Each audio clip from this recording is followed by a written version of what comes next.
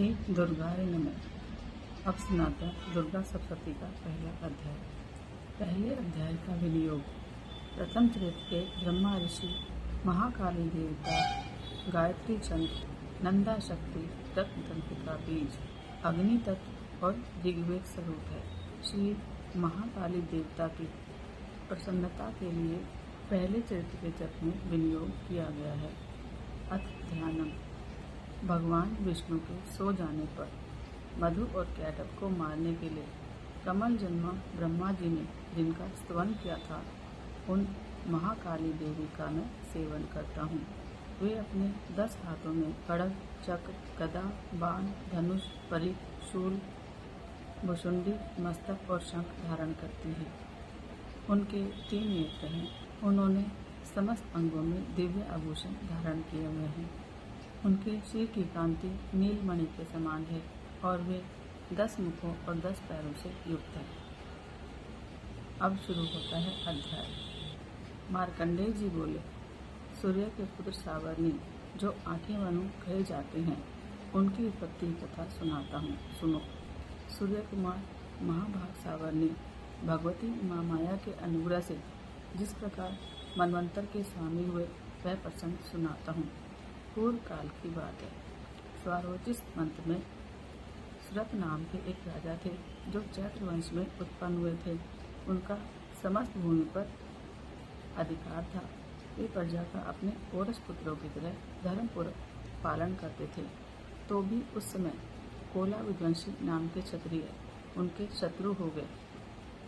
राजा सूरत की दंड नीति बड़ी प्रबल थी। उनका शत्रुओं के साथ युद्ध हुआ। यद्यपि कोला विध्वंसी संख्या में कम थे, तो भी राजा सूरत युद्ध में उनसे हार गए। तब वे युद्ध भूमि से अपने नगर को लौट आए और केवल अपने देश के राजा होकर रहने लगे। किंतु वहां भी उन प्रबल शत्रुओं ने उन पर आक्रमण कर दिया। राजा का बल कम हो चुका था, इसलिए उनके दुष्ट, बलवान और दुरात्मा मंत्रियों ने वहां उनकी राजधानी में भी राजकीय सेना और खजाने को हथिया लिया। सूरत का प्रभुत्व नष्ट हो चुका था, इसलिए वे शिकार खेलने के लिए घोड़े पर चढ़कर एक घने जंगल में चले गए। वहां उन्होंने विप्रवर मेधा मुनि का आश्रम देखा, जहां कितने ही हिंसक जीव परम शांत भाव से रहते थे। मुनि के बहुत से शिष्य उस वन की शोभा बढ़ा रहे थे। वहां जाने पर मुनि ने उनका सत्कार किया और वे उन मुनि श्रेष्ठ के आश्रम पर रहकर यह सोचने लगे कि पूर्व काल में मेरे पूर्वजों ने जिस नगर का पालन किया था, वह आज मुझसे रहित है। पता नहीं मेरे दुराचारी भृत्यगण उसकी धर्म पूर्वक रक्षा करते हैं या नहीं। जो सदा मद की रक्षा करने वाला, मद की वर्षा करने वाला और शूरवीर था, वह मेरा प्रधान आदि अब शत्रुओं के अधीन होकर ना जाने किन भोगों को भोगता होगा। जो लोग मेरी कृपा, धन और भोजन पाने के लिए मेरे पीछे पीछे चलते थे, वे निश्चय ही अब दूसरे राजाओं का अनुसरण करते होंगे और उन अपकई लोगों के द्वारा सदा खर्च होते रहने के कारण अत्यंत कष्ट से जमा किया हुआ मेरा वह खजाना खाली हो जाएगा। ये तथा और भी कई बातें राजा सूरत लगातार सोचते रहते थे। एक दिन उन्होंने वहां विप्रवर मेधा के आश्रम के पास एक वैश्य को देखा और उससे पूछा, भाई तुम कौन हो और तुम्हारे यहाँ आने का कारण क्या है, और तुम बड़े दुखी दिखाई देते हो। राजा सुनत की बात सुनकर उसने कहा कि मैं धनिकों के कुल में उत्पन्न एक वैश्य हूँ। मेरा नाम समाधि है। मेरे दुष्ट स्त्री और पुत्रों ने धन के लोभ से मुझे घर से बाहर निकाल दिया है। मैं इस समय धन, स्त्री और पुत्रों से वंचित हूँ। मेरे विश्वसनीय बंधुओं ने मेरा ही धन लेकर मुझे दूर कर दिया है, इसलिए दुखी होकर मैं वन में चला आया हूँ। यहाँ रहकर मैं इस बात को नहीं जानता कि मेरे पुत्रों की, स्त्री की और स्वजनों की कुशल है या नहीं। इस समय घर में कुशल से रहते हैं या उन्हें कोई कष्ट है। वे मेरे पुत्र कैसे हैं, सदाचारी हैं या दुराचारी हो गए हैं। राजा ने पूछा, जिन लोभी स्त्री पुत्र आदि ने धन के कारण तुम्हें घर से निकाल दिया, उनके लिए तुम्हारे मन में इतना स्नेह क्यों है? वैश्य बोला, आप मेरे विषय में जैसा कहते हैं वह ठीक है, लेकिन मैं क्या करूं? मेरा मन निष्ठुरता धारण नहीं करता। जिन्होंने धन के लोभ में पड़कर पिता के प्रति स्नेह, पति के प्रति प्रेम और आत्मीय जन के प्रति अनुराग को तिलांजलि दे मुझे घर से निकाल दिया है, उन्होंने और उनके प्रति मेरे हृदय में इतना स्नेह क्यों है? महामते, गुणहीन बंधुओं के प्रति भी जो मेरा मन इस तरह प्रेम में मग्न हो रहा है, यह क्या है? इस बात को मैं जानकर भी नहीं जान पाता। उनके लिए मैं लंबी सांसें ले रहा हूँ और मेरा हृदय दुखी हो रहा है। उन लोगों में प्रेम का अभाव है, तो भी उनके लिए मेरा मन निष्ठुर नहीं हो पाता। इसके लिए क्या करूँ? मार्कंडेय जी कहते हैं, ब्राह्मण, फिर राजाओं में श्रेष्ठ सुरत और वह वैश्य दोनों मेधा मुनि की सेवा में आए और यथा योग्य न्यायानुकूल विनयपूर्ण बर्ताव करके वहाँ बैठे। फिर वैश्य और राजा ने कुछ बातचीत शुरू की। राजा ने कहा, भगवान, मैं आपसे एक बात पूछना चाहता हूँ, उसे बताइए। मेरा चित्त अपने अधीन न होने के कारण यह बात मेरे मन को बहुत दुख देती है। जो राज्य मेरे हाथ से चला गया है, उसमें और उसके सारे अंगों में मेरी ममता बनी हुई है। मुनि श्रेष्ठ, यह जानते हुए भी कि अब वह मेरा नहीं है, अज्ञानी की भांति मुझे उसके लिए दुख होता है। यह क्या है? इधर यह वैश्य भी घर से अपमानित होकर आया है, इसके पुत्र, स्त्री और भृत्यों ने इसे छोड़ दिया है, स्वजों ने इसका परित्याग कर दिया है, तो भी यह उनके लिए हार्दिक स्नेह रखता है। इस प्रकार यह और मैं दोनों बहुत दुखी हैं, जिनमें प्रत्यक्ष दोष देखा गया है। उस विषय के लिए भी हमारे मन में ममता जनित आकर्षण पैदा हो रहा है। महाभाग, हम दोनों समझदार हैं, तो भी हमें जो मोह पैदा हुआ है वह क्या है? विवेक शून्य पुरुष की भांति मुझमें और उसमें यह मूर्ता क्यों दिखती है? ऋषि बोले, महाभाग, विषय मार्ग का ज्ञान सब जीवों के लिए है। सब जीव विषय के बारे में जानते हैं। इस प्रकार विषय भी सबके लिए अलग अलग है। कुछ प्राणी दिन में नहीं देखते और दूसरे रात में नहीं देखते, तथा कुछ जीव ऐसे हैं जो दिन और रात में बराबर देखते हैं। यह ठीक है कि मनुष्य समझदार होते हैं, लेकिन केवल वे ही नहीं होते, पशु और पक्षी भी समझदार होते हैं। मनुष्यों की समझ भी वैसी ही होती है जैसे इन मृग और पक्षियों की होती है, और जैसी मनुष्यों की होती है वैसी इन मृग और पक्षी आदि की भी होती है, तथा अन्य बातें भी दोनों में समान ही हैं। समझ होने पर भी इन पक्षियों को तो देखो, ये स्वयं भूख से पीड़ित होते हुए भी मोहवश बच्चों की चोंच में कितने चाव से अनाज के दाने डाल रहे हैं। नर श्रेष्ठ, क्या तुम नहीं देखते कि ये मनुष्य समझदार होते हुए भी लोग बस अपने किए हुए उपकार का बदला पाने के लिए पुत्रों की अभिलाषा करते हैं। यद्यपि उन सब में समझ की कमी नहीं है, फिर भी संसार की स्थिति बनाए रखने के लिए भगवती महामाया के प्रभाव द्वारा ममता में भंवर के गड्ढे में गिराए जाते हैं। इसलिए इसमें आश्चर्य नहीं करना चाहिए। जगदीश्वर भगवान विष्णु की योग निद्रा रूप जो भगवती महामाया है, उन्हीं से यह जगत मोहित हो रहा है।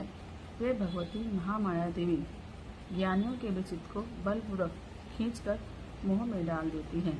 वे ही इस संपूर्ण चराचर जगत की सृष्टि करती है, और वे ही प्रसन्न होने पर मनुष्यों को मुक्ति के लिए वरदान देती हैं। वे ही पराविद्या, संसार बंधन और मोक्ष की हेतुभूता सनातनी देवी तथा संपूर्ण ईश्वरों की भी अधीश्वरी हैं। राजा ने पूछा, भगवान, जिन्हें आप महामाया कहते हैं, वे देवी कौन हैं? ब्राह्मण, उनका आविर्भाव कैसे हुआ और उनके चरित्र कौन कौन है? ब्रह्मविद्ताओं में श्रेष्ठ महर्षि, उन देवी का जैसा प्रभाव है, जैसा स्वरूप है और जिस प्रकार प्रादुर्भाव हुआ है, वह सब मैं आपके श्रीमुख से सुनना चाहता हूँ। ऋषि बोले, राजन, वास्तव में तो वे देवी नित्य स्वरूपा ही हैं। संपूर्ण जगत उन्हीं का रूप है और उन्होंने समस्त विश्व को व्याप्त कर रखा है, तथापि उनका प्राकट्य अनेक प्रकार से होता है। वह मुझसे सुनो। यद्यपि वे नित्य और अजन्मा है, तथापि जब देवताओं के कार्य सिद्ध करने के लिए प्रकट होती हैं तो उत्पन्ना कहलाती हैं।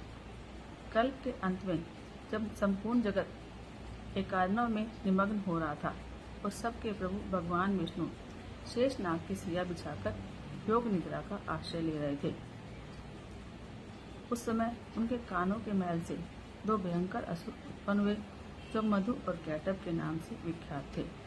वे दोनों ब्रह्मा जी का वध करने को तैयार हुए।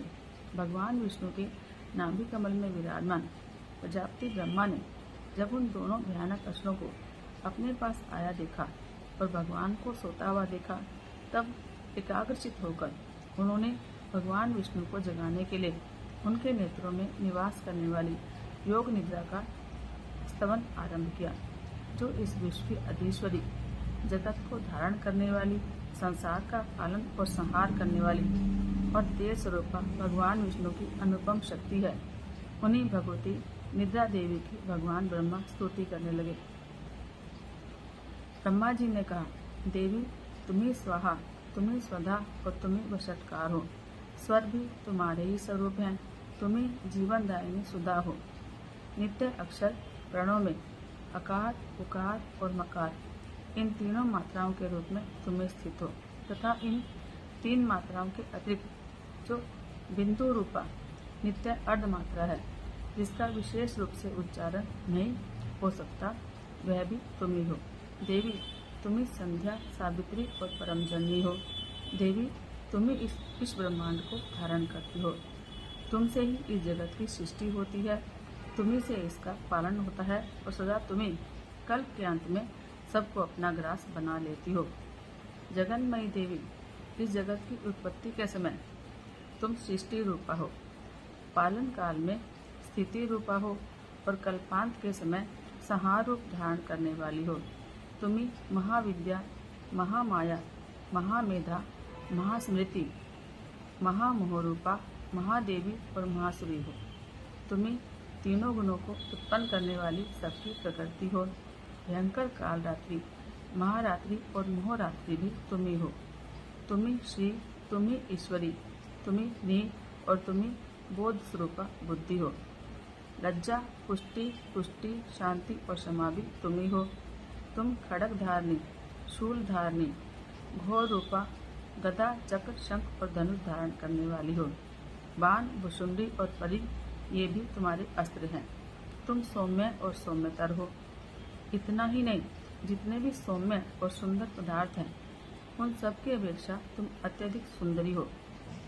पर और अपर सबसे परे रहने वाली परमेश्वरी तुम ही हो।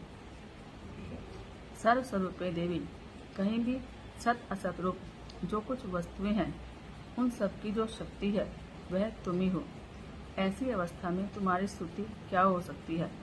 जो इस जगत की सृष्टि, पालन और संहार करते हैं, उन भगवान को भी जब तुमने निद्रा के अधीन कर दिया है, तब तुम्हारी स्तुति करने में यहाँ कौन समर्थ हो सकता है। मुझको, भगवान शंकर को और भगवान विष्णु को भी तुमने ही शरीर धारण कराया है, अतः तुम्हारी स्तुति करने की शक्ति किस में है। देवी, तुम तो अपने इन उदार प्रभावों से ही प्रशंसित हो। ये जो दोनों दुर्धर असुर मधुर और कैटब हैं, इनको मोह में डाल दो और जगदीश्वर भगवान विष्णु को जल्दी से जगा दो। साथ ही इनके भीतर इन दोनों महान असुरों को मार डालने की बुद्धि उत्पन्न कर दो।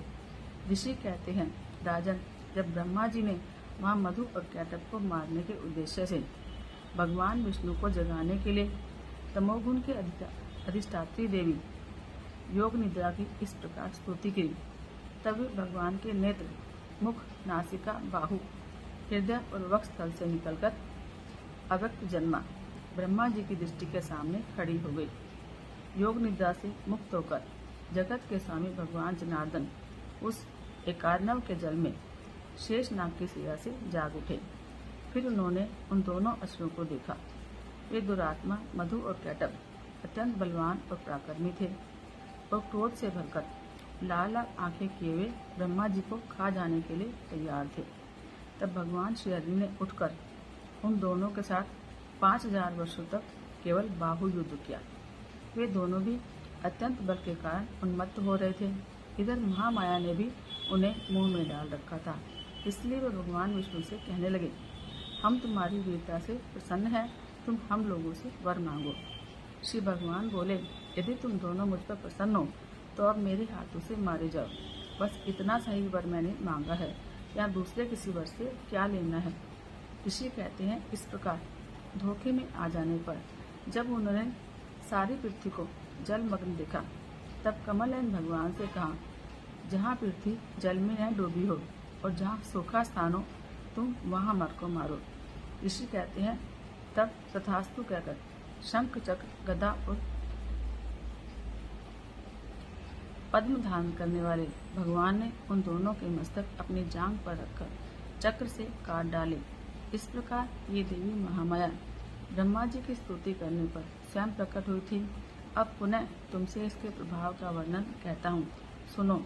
इस प्रकार श्री मार्कंडेय पुराण में सावर्णिक मनवंतर की कथा के अंतर्गत देवी महात्म्य मधु कैटव नामक पहला अध्याय पूरा हुआ। दूसरा अध्याय अथ विनियोग। ओम। मध्यम चरित के विष्णु ऋषि महालक्ष्मी देवता निश्चित क्षण शाकंभरी शक्ति दुर्गा बीज वायु तत्व और यजुर्वेद स्वरूप है। श्री महालक्ष्मी की प्रसन्नता के लिए प्रथम चरित के पाठ में इसका विनियोग है। अथ ध्यानम। मैं कमल के आसन पर बैठी हुई प्रसन्न मुखमाली महिषासुर मर्दिनी भगवती महालक्ष्मी का पूजन करता हूँ, जो अपने हाथों में अक्षमाला, हर्षा, गदा, बाण, वज्र, पद्म, धनुष, कुंडिका, दंड, शक्ति, खड्ग, ढाल, शंख, घंटा, मधुपात्र, शूल, पाश और चक्र धारण करती हैं। ऋषि कहते हैं, पूर्व काल में देवताओं और असुरों में 100 साल तक घोर संग्राम हुआ। उसमें असुरों का स्वामी महिषासुर था और देवताओं के नायक इंद्र थे। उस युद्ध में देवताओं की सेना महाबली असुरों से हार गई। सारे देवताओं को जीतकर महिषासुर इंद्र बन बैठा। तब पराजित देवता प्रजापति ब्रह्मा जी को आगे करके उस स्थान पर गए जहाँ भगवान शंकर और विष्णु विराजमान थे। देवताओं ने महिषासुर के पराक्रम और अपनी हार की सारी बात उन दोनों देवों से कहकर सुनाई। वे बोले, भगवान, महिषासुर सूर्य, इंद्र, अग्नि, वायु, आकाश, चंद्रमा, यम, वरुण और अन्य देवताओं के भी अधिकारों को छीनकर स्वयं ही सबका अधिष्ठाता बना बैठा है। उस दुरात्मा महिष ने समस्त देवताओं को स्वर्ग से निकाल दिया है। अब वे मनुष्यों की तरह पृथ्वी पर विचरते हैं। दैत्यों की यह सारी करतूत हमने आप लोगों से कह सुनाई। अब हम आपकी शरण में आए हैं, उसके वध का कोई उपाय बताइए। इस प्रकार देवताओं की बात सुनकर भगवान विष्णु और शिव ने दैत्यों पर बड़ा क्रोध किया। उनकी भौहें तंगी और मुंह टेढ़ा हो गया। तब अत्यंत कोप से भरे हुए चक्रवाणी श्री भगवान विष्णु के मुख से एक महान तेज निकला। उसी प्रकार ब्रह्मा, शंकर और इंद्र आदि अन्य देवताओं के शरीर से भी बड़ा भारी तेज निकला। यह सब मिलकर एक हो गया। महान तेज का वह पुंज राजल्यमान पर्वत सा जान पड़ा। देवताओं ने देखा कि उसकी ज्वालाएं सारी दिशाओं में व्याप्त हो रही हैं। सभी देवताओं के शरीर से प्रकट हुए उस तेज की कहीं तुलना नहीं थी। इकट्ठा होने पर वह एक नारी के रूप में परिणत हो गया और अपने प्रकाश से तीनों लोकों में व्याप्त जान पड़ा। भगवान शंकर का जो तेज था, उससे उस देवी का मुख प्रकट हुआ। यमराज के तेज से उसके सिर में बाल निकल आए। श्री विष्णु भगवान के तेज से उसकी भुजाएं उत्पन्न हुई। चंद्रमा के तेज से दोनों स्तनों का और इंद्र के तेज से मध्य भाग का प्रादुर्भाव हुआ।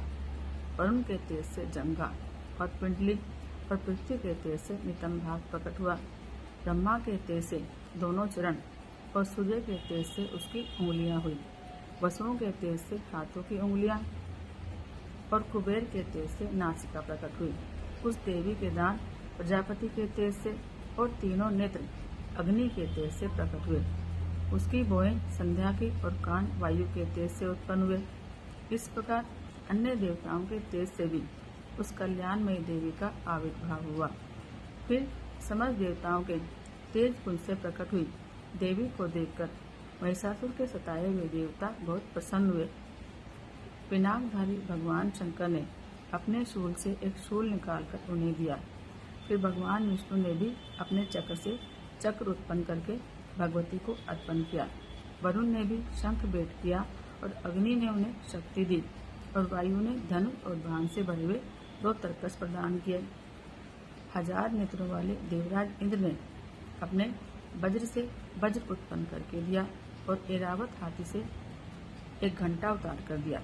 यमराज ने काल दंड से दंड, वरुण ने पाश, प्रजापति ने सप्तिकाक्ष की माला और ब्रह्मा जी ने कमंडलू भेंट किया।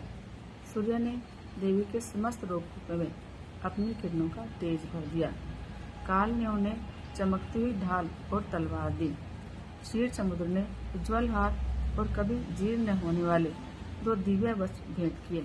साथ ही उन्होंने दिव्य चूड़ामणि, 2 कुंडल, कड़े, उज्ज्वल अर्धचंद्र, सब बाहुओं के लिए केयूर, दोनों चरणों के लिए निर्मल नूपुर, गले की सुंदर हंसली और सब उंगलियों में पहनने के लिए रत्नों की बनी अंगूठियां भी दी। विश्वकर्मा ने उन्हें अत्यंत निर्मल फरसा भेंट किया। साथ ही अनेक प्रकार के अस्त्र और अभेद कवच दिए। इसके सिवा मस्तक और वक्षस्थल पर धारण करने के लिए कवि ने कुमलाने वाले कमलों की मालाएं दी। जल्दी ने उन्हें सुंदर कमल का पुष्प भेंट किया। हिमालय ने सवारी के लिए सिंह और भांति भांति के रत्न दिए और कुबेर ने मधु से भरा पान पात्र दिया और संपूर्ण नावकराय शेष ने, जो इस पृथ्वी को धारण करते हैं, उन्हें बहुमूल्य मणियों के विभूषित नागहार भेंट दिया। इस प्रकार सभी देवताओं ने आभूषण और अस्त्र शस्त्र देकर देवी का सम्मान किया। फिर उन्होंने बारंबार अट्टहास पूर्वक उच्च स्वर से गर्जना की। उनके भयंकर नाद से सारा आकाश गूंज उठा। देवी का यह उच्च स्वर से किया हुआ सिंहनाद कहीं समा न सका। आकाश उसके सामने छोटा प्रतीत होने लगा। उससे बड़े जोर की प्रतिध्वनि हुई, जिससे संपूर्ण विश्व में हलचल मच गई और समुद्र कांप उठे, पृथ्वी डोलने लगी और सारे पर्वत हिलने लगे। उस समय देवताओं ने अत्यंत प्रसन्नता के साथ सिंहवाणी भवानी से कहा, देवी तुम्हारी जय हो। साथ ही महर्षियों ने भक्ति भाव से विनम्र होकर देवी की स्तुति की। सारी त्रिलोकी को दुखी देखकर दैत्यगण अपने समस्त सेना को कवच आदि से सुरक्षित कर हाथों में हथियार ले सहसा उठकर खड़े हो गए। उस समय महिषासुर ने बड़े क्रोध में आकर कहा कि ये क्या हो रहा है। फिर वह संपूर्ण अस्त्रों से घिरकर उस सिंहनाद की ओर लक्ष्य करके दौड़ा और आगे पहुंचकर उसने देवी को देखा, जो अपनी प्रभा से तीनों लोकों को प्रकाशित कर रही थी। उसके चरणों के भार से पृथ्वी दबी जा रही थी। माथे के मुकुट से आकाश में रेखा सी खींच रही थी और वे अपने धनुष की टंकार से 7 पातालों को शुद्ध किए देती थी। देवी अपनी 1000 भुजाओं से सभी दिशाओं को आच्छादित करके खड़ी थी। फिर उसके साथ दैत्यों का युद्ध छिड़ गया। नाना प्रकार के अस्त्र शस्त्रों के प्रहार से सारी दिशाएं चमकने लगी। चिक्षुर नामक महान असुर महिषासुर का सेना नायक था। वह देवी के साथ युद्ध करने लगा। अन्य दैत्यों की चतुरंगिनी सेना साथ लेकर चामर भी लड़ने लगा।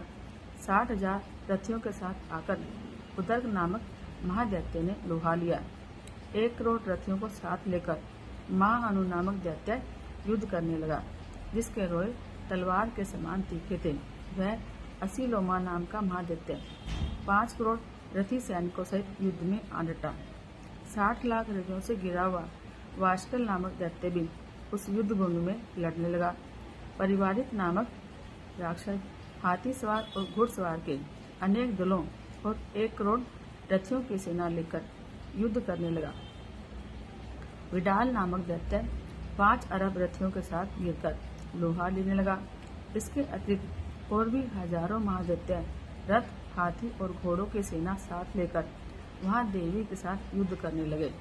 स्वयं महिषासुर उस रणभूमि में कोटि-कोटि सहस्त्र रथ, हाथी और घोड़ों की सेना से घिरा हुआ खड़ा था। वे दैत्य देवी के साथ तोमर, भिंडीपाल, शक्ति, मूसल, खड़ग, परशु और पट्टिस आदि अस्त्र शस्त्रों का प्रहार करते हुए युद्ध कर रहे थे। कुछ दैत्यों ने उन पर शक्ति का प्रहार किया, कुछ लोगों ने पाश फेंके और कुछ दूसरे दैत्यों ने खड़ग प्रहार करके देवी को मार डालने का उद्योग किया। देवी ने भी क्रोध में भरकर खेल में ही अपने अस्त्र शस्त्रों की वर्षा करके दैत्यों के वे समस्त अस्त्र काट दिए। उनके मुख पर परिश्रम या थकान बिल्कुल भी नहीं थी। देवता और ऋषि उनकी स्तुति कर रहे थे और वे भगवती परमेश्वरी दैत्यों के सिर पर अस्त्र शस्त्रों की वर्षा करती रही। देवी का महान सिंह भी क्रोध में भरकर गर्दन के बालों को हिलाता हुआ असुरों की सेना में इस प्रकार विचरने लगा मानो वनों में दावानल फैल रहा हो।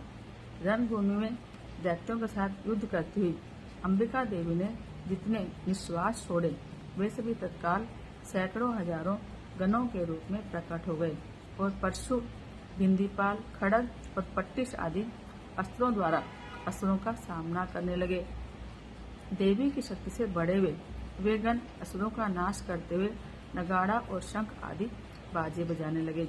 उस संग्राम महोत्सव में कितने ही गण मृदंग बजा रहे थे। फिर देवी ने त्रिशूल से, गदा से, शक्ति की वर्षा से और खड़ग आदि से सैकड़ों महादैत्यों का संहार कर डाला। कितनों को घंटे के भयंकर नाद से मूर्छित करके मार दिया। बहुत से दैत्य पास से बनकर धरती पर घसीटे गए और कितने ही दैत्य उनकी तीखी तलवार की मार से दो दो टुकड़े हो गए।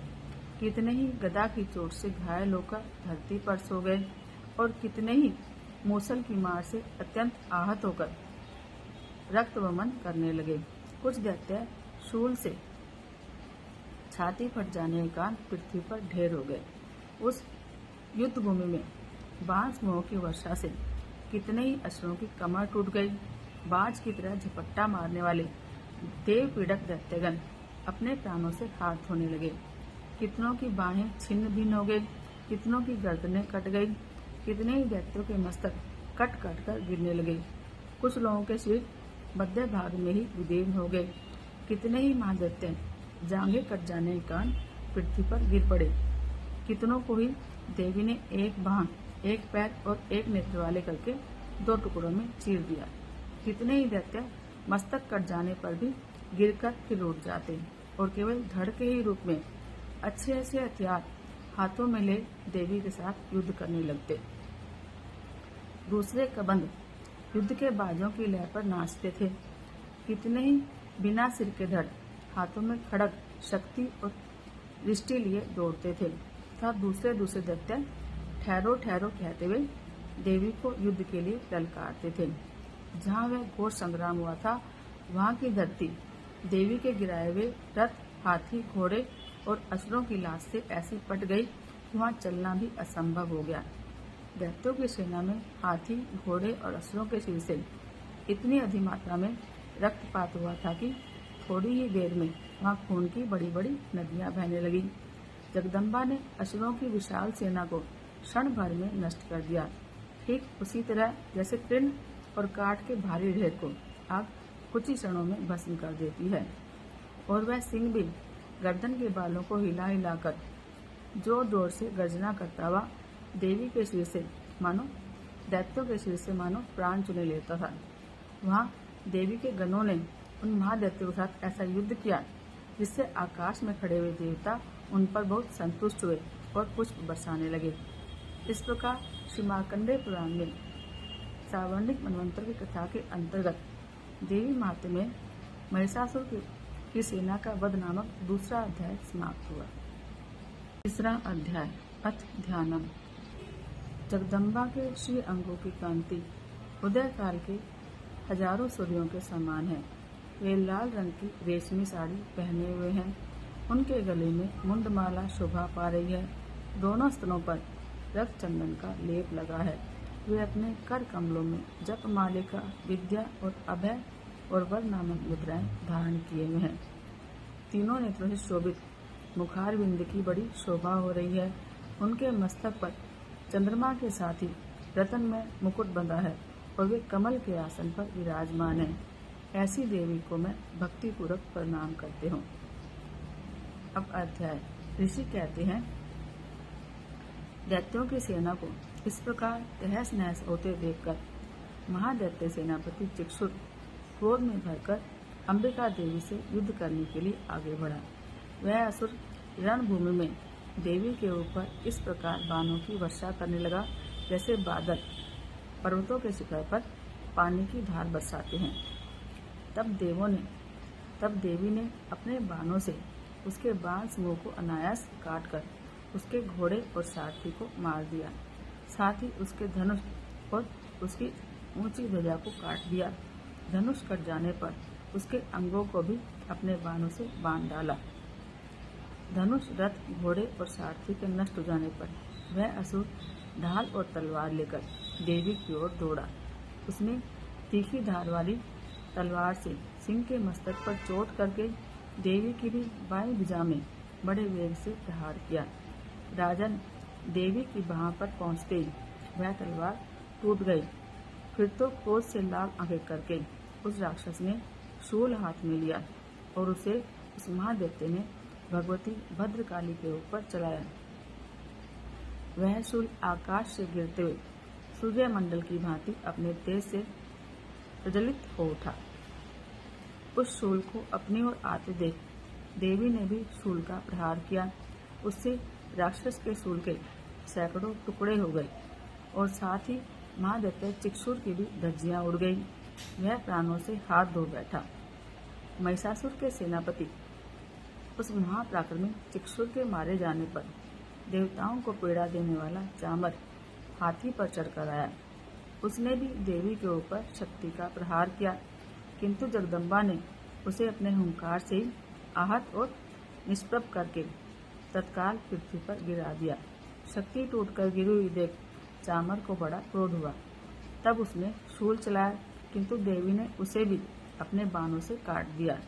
इतने में ही देवी का सिंह उछलकर हाथी के मस्तक पर चढ़ बैठा और उस दैत्य के साथ खूब जोर लगाकर बाहु युद्ध करने लगा।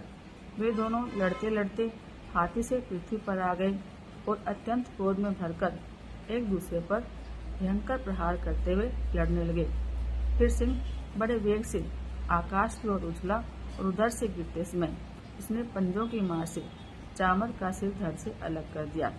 इस प्रकार उदर्भ भी शिला और विष आदि की मार खाकर रणभूमि में देवी के हाथों से मारा गया और कराल भी दांतों, मुक्कों और थप्पड़ों की चोट से धराशायी हो गया।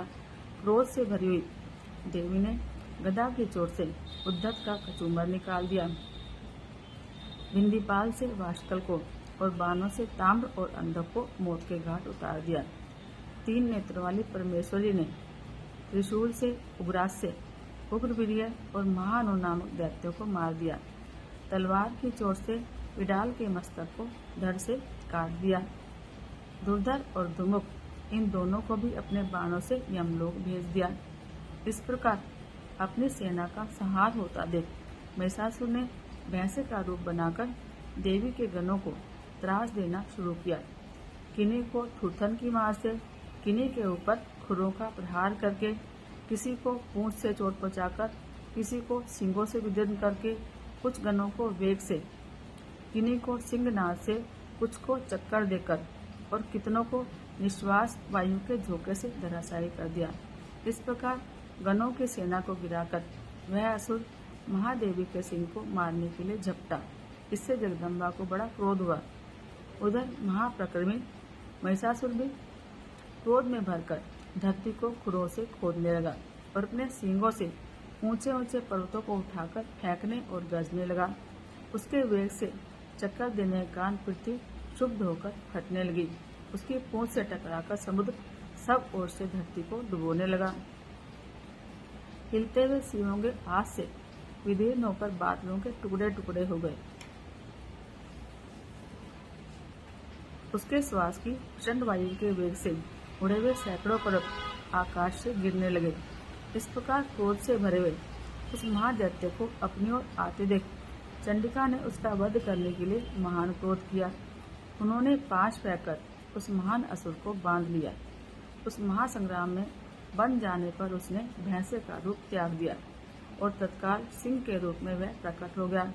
उस अवस्था में जगदम्बा जो ही उसका मस्तक काटने के लिए तैयार हुई, तो ही वह खड्गधारी पुरुष के रूप में प्रकट हो गया।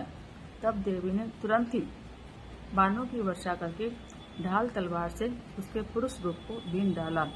इतने में ही वह महान गजराज के रूप में बदल गया और अपनी सूंड से देवी के सिंह को गर्जने लगा और खींचने लगा।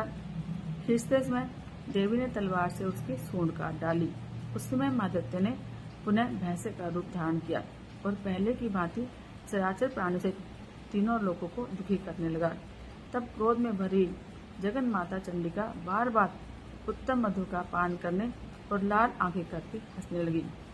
उधर वह बल और पराक्रम से उन्मत्त हुआ दैत्य गर्जने लगा और अपने सींगों से चंडी के ऊपर पर्वतों को फेंकने लगा। उस समय देवी अपने बाणों के समूह से उसके फेंके हुए पर्वतों को चूर्ण करती हुई बोली। बोलते समय उनका मुख मधु के मद से लाल हो रहा था और वाणी लड़खड़ा रही थी। देवी ने कहा, ओ मूढ़, मैं जब तक मधु पीती हूँ तब तक तू क्षण भर के लिए खूब गर्ज ले। मेरे हाथ से यहाँ तेरी मृत्यु होने पर अब शीघ्र ही देवता गर्जन करेंगे। ऋषि कहते हैं, यूं कहकर देवी उछली और उस महादैत्य के ऊपर चढ़ गई। फिर अपने पैर से उसे दबाकर उन्होंने शूल से उसके कंठ में आघात किया। उनके पैरों से दबा होने पर महिषासुर अपने मुख से अभी आधे सिर से ही बाहर निकलने पाया था कि देवी ने अपने प्रभाव से उसको रोक लिया। आधा निकला होने पर भी वह दैत्य देवी से युद्ध करने लगा। तब देवी ने बहुत बड़ी तलवार से उसका मस्तक काट दिया। फिर तो हाहाकार करती हुई दैत्यों की सारी सेना भाग गई और संपूर्ण देवता अत्यंत प्रसन्न हो गए। देवताओं ने दिव्य महर्षियों के साथ दुर्गा देवी की स्तुति की, गंधर्व गान गाने लगे और अप्सराएं नृत्य करने लगी। इस प्रकार श्री मार्कंडेय पुराण में सावर्णिक मनवंतर की कथा के अंतर्गत देवी महात्म्य में महिषासुर वध नामक तीसरा अध्याय पूरा हुआ। चौथा अध्याय ध्यानम।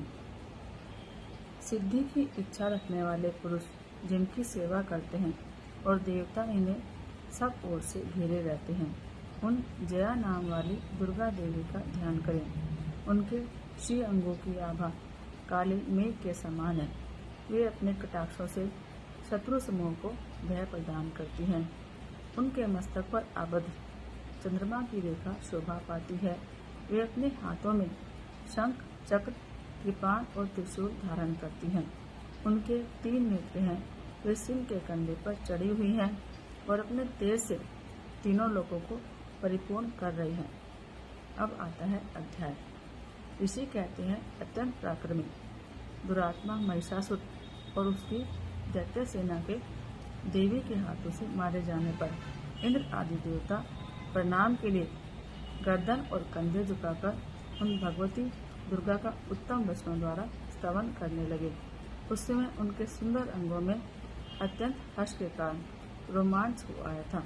देवता बोले, संपूर्ण देवताओं की शक्ति का समुदाय ही जिनका स्वरूप है और जिन देवी ने अपनी शक्ति से संपूर्ण जगत को व्याप्त कर रखा है, समस्त देवताओं और महर्षियों की पूजनिया उस जगदम्बा की हम भक्ति पूर्वक नमस्कार करते हैं।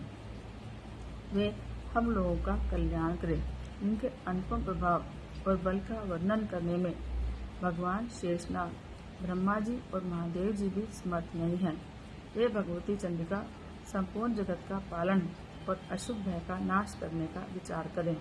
जो पुण्यात्माओं के घर में स्वयं ही लक्ष्मी रूप से, पापियों के यहाँ दरिद्रता रूप से, शुद्ध अंतःकरण वाले पुरुषों के घर में बुद्धि रूप से, सत्पुरुषों में श्रद्धा रूप से और कुलीन मनुष्यों में लज्जा रूप से निवास करती है, उन आप भगवती दुर्गा को हम नमस्कार करते हैं। देवी, आप संपूर्ण विश्व का पालन कीजिए। देवी, आपके इस अचिंत्य रूप का, असुरों का नाश करने वाले भारी पराक्रम का और समस्त देवताओं और दैत्यों के समक्ष युद्ध में प्रकट किए हुए आपके अद्भुत चरित्रों का हम किस प्रकार वर्णन करें। आप संपूर्ण जगत की उत्पत्ति के कारण हैं। आप में सत्गुण, रजोगुण और तमोगुण, ये तीनों गुण मौजूद हैं, तो भी दोषों के साथ आपका संसर्ग नहीं जान पड़ता। भगवान विष्णु और महादेव जी आदि देवता भी आपका पार नहीं पाते। आप ही सबका आश्रय हैं। यह समस्त जगत आपका अंशभूत है, क्योंकि आप सबकी आदिभूत अव्यक्ता प्रकृति हैं। देवी, संपूर्ण यज्ञों में जिनके उच्चारण से सब देवता तृप्ति लाभ करते हैं वह स्वाहा आप ही हैं। इसके अतिरिक्त आप पितरों की भी तृप्ति का कारण हैं, अतएव सब लोग आपको स्वधा भी कहते हैं। देवी, जो मोक्ष की प्राप्ति का साधन है, अचिंत्य महाव्रत स्वरूपा है, समस्त दोषों से रहित, जितेंद्रिय, तत्व को ही सार वस्तु मानने वाले और मोक्ष की इच्छा रखने वाले मुनिजन जिनका अभ्यास करते हैं, वह भगवती परा विद्या आप ही हैं। आप शब्द स्वरूपा हैं, अत्यंत निर्मल, ऋग्वेद, यजुर्वेद और उद्गीत के मनोहर पदों के पाठ से युक्त सामवेद का भी आधार आप ही हैं। आप देवी त्रयी और भगवती हैं। इस विश्व की उत्पत्ति और पालन के लिए आप ही वार्ता के रूप में प्रकट हुई हैं। आप संपूर्ण जगत को घोर पीड़ा का नाश करने वाली हैं। हे देवी, जिससे समस्त शास्त्रों के सार का ज्ञान होता है, वह मेधा शक्ति आप ही हैं। दुर्गम भव सागर से पार उतारने वाली नौका रूप दुर्गा देवी भी आप ही हैं। आपकी कहीं भी आसक्ति नहीं है। कैटब के शत्रु भगवान विष्णु के वक्ष स्थल में एकमात्र निवास करने वाली भगवती लक्ष्मी और भगवान चंद्रशेखर द्वारा सम्मानित गौरी देवी भी आप ही हैं।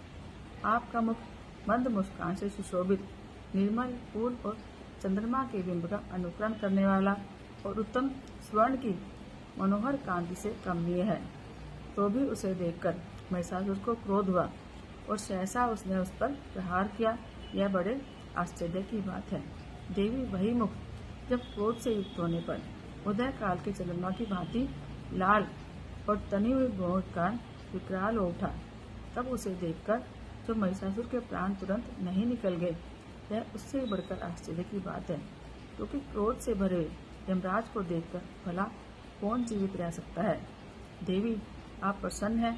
परमात्म स्वरूपा आपके प्रसन्न होने पर जगत का अभ्युदय होता है और क्रोध में भर जाने पर आप तत्काल ही कितने कुलों का सर्वनाश कर डालती हैं।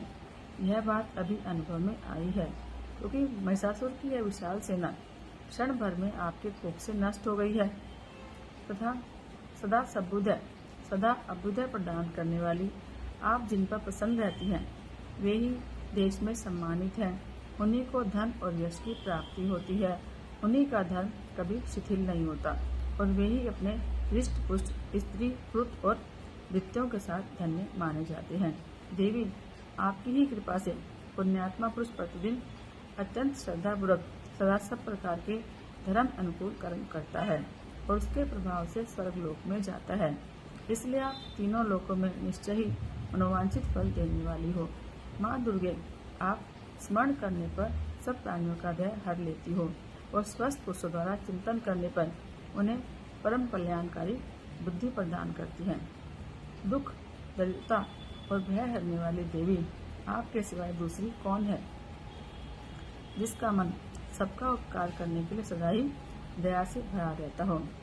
देवी, इन राक्षसों के मारने से संसार को सुख मिले और ये राक्षस चिरकाल तक नरक में रहने के लिए ही पाप करते रहे हों, उस समय संग्राम में मृत्यु को प्राप्त होकर स्वर्ग लोक में जाए, निश्चय ही यही सोचकर आप शत्रुओं का वध करती हैं। आप शत्रुओं पर शस्त्रों का प्रहार क्यों करती हैं? सभी अश्वों को दृष्टि मात्र से ही आप भस्म क्यों नहीं करती? उसमें एक रहस्य है। ये शत्रु भी शस्त्रों से पवित्र होकर उत्तम लोकों में जाएं, इस प्रकार उनके लिए आपका विचार उत्तम रहता है। खड्ग के तेज को देखकर उनकी आंखें जो फूट नहीं गई, उसमें यही कारण था कि वे मनोहर रश्मियों से युक्त चंद्रमा के समान आपके इस सुंदर मुख का दर्शन करते थे। देवी, आपका शील दुराचारियों के बुरे बर्ताव को दूर करने वाला है। साथ ही यह रूप ऐसा है जो कभी चिंतन में भी नहीं आ सकता और जिसकी कभी दूसरों से तुलना नहीं हो सकती, तथा आपका बल और पराक्रम भी उन दैत्यों का भी नाश करने वाला है जो कभी देवताओं के पराक्रम को नष्ट कर चुके हैं। इस प्रकार आपने शत्रुओं पर भी अपनी दया ही प्रकट की है। वरदायिनी देवी, आपके इस पराक्रम की किसके साथ तुलना हो सकती है तथा शत्रुओं को भय देने वाला और अत्यंत मनोहर ऐसा रूप भी आपके सिवाय और कहाँ है। हृदय में कृपा और युद्ध में निष्ठुरता, ये दोनों बातें तीनों लोकों में सिर्फ आपके अंदर देखी गई हैं। माता, आपने शत्रुओं का नाश करके इस समस्त लोक की रक्षा की है और उन शत्रुओं को भी युद्ध भूमि में मारकर स्वर्गलोक में पहुंचाया है और उन्मत्त दैत्यों से प्राप्त होने वाले हम लोगों के भय को दूर किया है। आपको हमारा नमस्कार है। देवी, आप शूल से हमारी रक्षा करें। अंबिके, आप खड़ग से हमारी रक्षा करें तथा घंटा की ध्वनि और धनुष की टंकार से भी हम लोगों की रक्षा करें। चंडिके, पूर्व, पश्चिम और दक्षिण दिशा में आप हमारी रक्षा करें और ईश्वरी, अपने त्रिशूल को घुमाकर आप उत्तर दिशा में भी हमारी रक्षा करें। तीनों लोकों में आपके जो परम सुंदर और अत्यंत भयंकर रूप विचरते हैं, उनके द्वारा भी आप हमारी और इस भूलोक की रक्षा करें। अंबिके, आपके कर पल्लवों में शोभा पाने वाले खड़ग, शूल और गदा आदि जो भी अस्त्रों, उनके द्वारा आप सब ओर से हमारी रक्षा करें। ऋषि कहते हैं, इस प्रकार जब देवताओं ने जगन माता देवी की स्तुति की और नंदनवन के दिव्य पुष्पों और गंध चंदन आदि के द्वारा उनका पूजन किया, फिर सबने मिलकर जब भक्तिपूर्वक दिव्य धूपों की सुगंध निवेदन की, तब देवी ने प्रसन्न होकर प्रणाम करते हुए देवताओं से कहा। देवी बोली, देवताओं, तुम सब लोग मुझसे जिस वस्तु की इच्छा रखते हो वह मांगो। देवता बोले, भगवती ने हमारी सारी इच्छाएं पूर्ण कर दी, अब कुछ भी बाकी नहीं रहा, क्योंकि हमारा वह शत्रु महिषासुर मारा गया।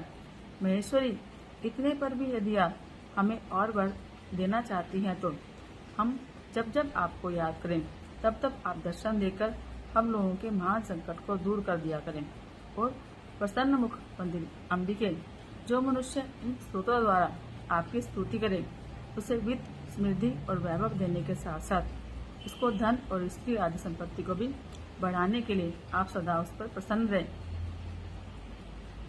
ऋषि कहते हैं, राजन, देवताओं ने जब अपने और जगत के कल्याण के लिए भद्रकाली देवी की इस प्रकार स्तुति करी और उनको प्रसन्न किया, तब वे तथास्तु कहकर वहीं पर अंतर ध्यान हो गई। गोपाल, इस प्रकार पूर्व काल में तीनों लोगों का हित करने वाली देवी जिस प्रकार देवताओं के शीर्ष से प्रकट हुई थी, वह सब कथा मैंने कह सुनाई। अब पुनः देवताओं का उपकार करने वाली वे देवी दुष्ट दैत्यों और शुभ निशुम्भ का वध करने और सब लोगों की रक्षा के लिए गौरी देवी के शीर्ष से जिस प्रकार प्रकट हुई, वह प्रसंग अब मेरे से सुनो। मैं उसका तुमसे वर्णन करता हूँ। इस प्रकार श्री मार्कंडेय पुराण में सावर्णिक मनवंतर की कथा के अंतर्गत देवी महात्म्य में शक्रादि स्तुति नामक चौथा अध्याय पूरा हुआ। दुर्गा सप्तशती 5वां अध्याय। अथ विनियोग। ओम। इस उत्तर चरित्र के रुद्र ऋषि हैं, महासरस्वती देवता है, अनुष्टुप छंद है, भीमा शक्ति है, भ्रामरी बीज है, सूर्य तत्व है और सामवेद स्वरूप है। महासरस्वती की प्रसन्नता के लिए उत्तर चरित्र के पाठ में इसका विनियोग किया जाता है। अथ ध्यानम। जो अपने कर कमलों में घंटा, शूल, हल, शंख, मूषल, चक्र, धनुष और बाण धारण करती हैं, शरद ऋतु के शोभा संपन्न चंद्रमा के समान जिनकी मनोहर कांति है, जो तीनों लोकों की आधारभूता और शुंभ आदि दैत्यों का नाश करने वाली है, और गौरी के शरीर से जिनका प्राकट्य हुआ है, उन महासरस्वती देवी का मैं निरंतर भजन करता हूँ। अथ अध्याय। ऋषि कहते हैं, पूर्व काल में शुंभ और निशुंभ नामक असुरों ने अपने बल के घमंड में आकर सचीपति इंद्र के हाथ से तीनों लोकों का राज्य और यज्ञ भाग छीन लिए। वे दोनों ही सूर्य, चंद्रमा, कुबेर, यम और वरुण के अधिकार का भी उपयोग करने लगे। वायु और अग्नि का कार्य भी वे ही करने लगे। उन दोनों ने सब देवताओं को अपमानित, राज्यभ्रष्ट, पराजित और अधिकारहीन करके स्वर्ग से निकाल दिया। उन दोनों महान असुरों से तिरस्कृत देवताओं ने अपराजिता देवी का स्मरण किया और सोचा, जगदम्बा ने हम लोगों को वर दिया था कि आपत्ति काल में याद करने पर मैं तुम्हारी सब आपत्तियों का तत्काल नाश कर दूंगी। यह विचार कर देवता गिरिराज हिमालय पर गए और वहां भगवती विष्णु माया की स्तुति कर लिए। देवता बोले, देवी को नमस्कार है, महादेवी शिवा को सर्वदा नमस्कार है, प्रकृति और भद्रा को प्रणाम है। हम लोग नियम पूर्वक जगदम्बा को नमस्कार करते हैं, रौद्रा को नमस्कार है, नित्या, गौरी और धात्री को बारंबार नमस्कार है। ज्योत्सनामयी, चंद्र रूपनी और सुख स्वरूपा देवी को सतत प्रणाम है। शरणागतों का कल्याण करने वाली वृद्धि और सिद्धि रूपा देवी को हम बारंबार नमस्कार करते हैं। नैऋत्री, राजाओं की लक्ष्मी और शिव पत्नी स्वरूपा आप जगदम्बा को बार बार नमस्कार है। दुर्गा, दुर्गपारा, सारा, सर्वकारिणी, ख्याति, कृष्णा और धूम्रा देवी को नमस्कार है। अत्यंत सौम्य और अत्यंत रौद्र रूपा देवी को हम नमस्कार करते हैं, उन्हें हमारा बारंबार प्रणाम है। जगत की आधारभूता कृति देवी को बारंबार नमस्कार है। जो देवी सब प्राणियों में विष्णु माया के नाम से कही जाती है, उनको नमस्कार, उनको नमस्कार, उनको बारंबार नमस्कार है। जो देवी सब प्राणियों में चेतना कहलाती है, उनको नमस्कार, उनको नमस्कार, उनको बारंबार नमस्कार है। जो देवी सब प्राणियों में बुद्धि रूप से स्थित है, उनको नमस्कार, उनको नमस्कार, उनको बारंबार नमस्कार है। जो देवी सब प्राणियों में निद्रा रूप से स्थित है, उनको नमस्कार, उनको नमस्कार, उनको बारंबार नमस्कार है। जो देवी सब प्राणियों में सुधा रूप से स्थित है, उनको नमस्कार, उनको नमस्कार, उनको बारंबार नमस्कार है। जो देवी सब प्राणियों में छाया रूप से स्थित है, उनको नमस्कार, उनको नमस्कार, उनको बारंबार नमस्कार है। जो देवी सब प्राणियों में शक्ति रूप से स्थित है, उनको नमस्कार, उनको नमस्कार, उनको बारंबार नमस्कार है। जो देवी सब प्राणियों में तृष्णा रूप से स्थित है, उनको नमस्कार, उनको नमस्कार, उनको बारंबार नमस्कार है। जो देवी सब प्राणियों में क्षमा रूप से विराजमान है, उनको नमस्कार, उनको नमस्कार, उनको बारंबार नमस्कार है।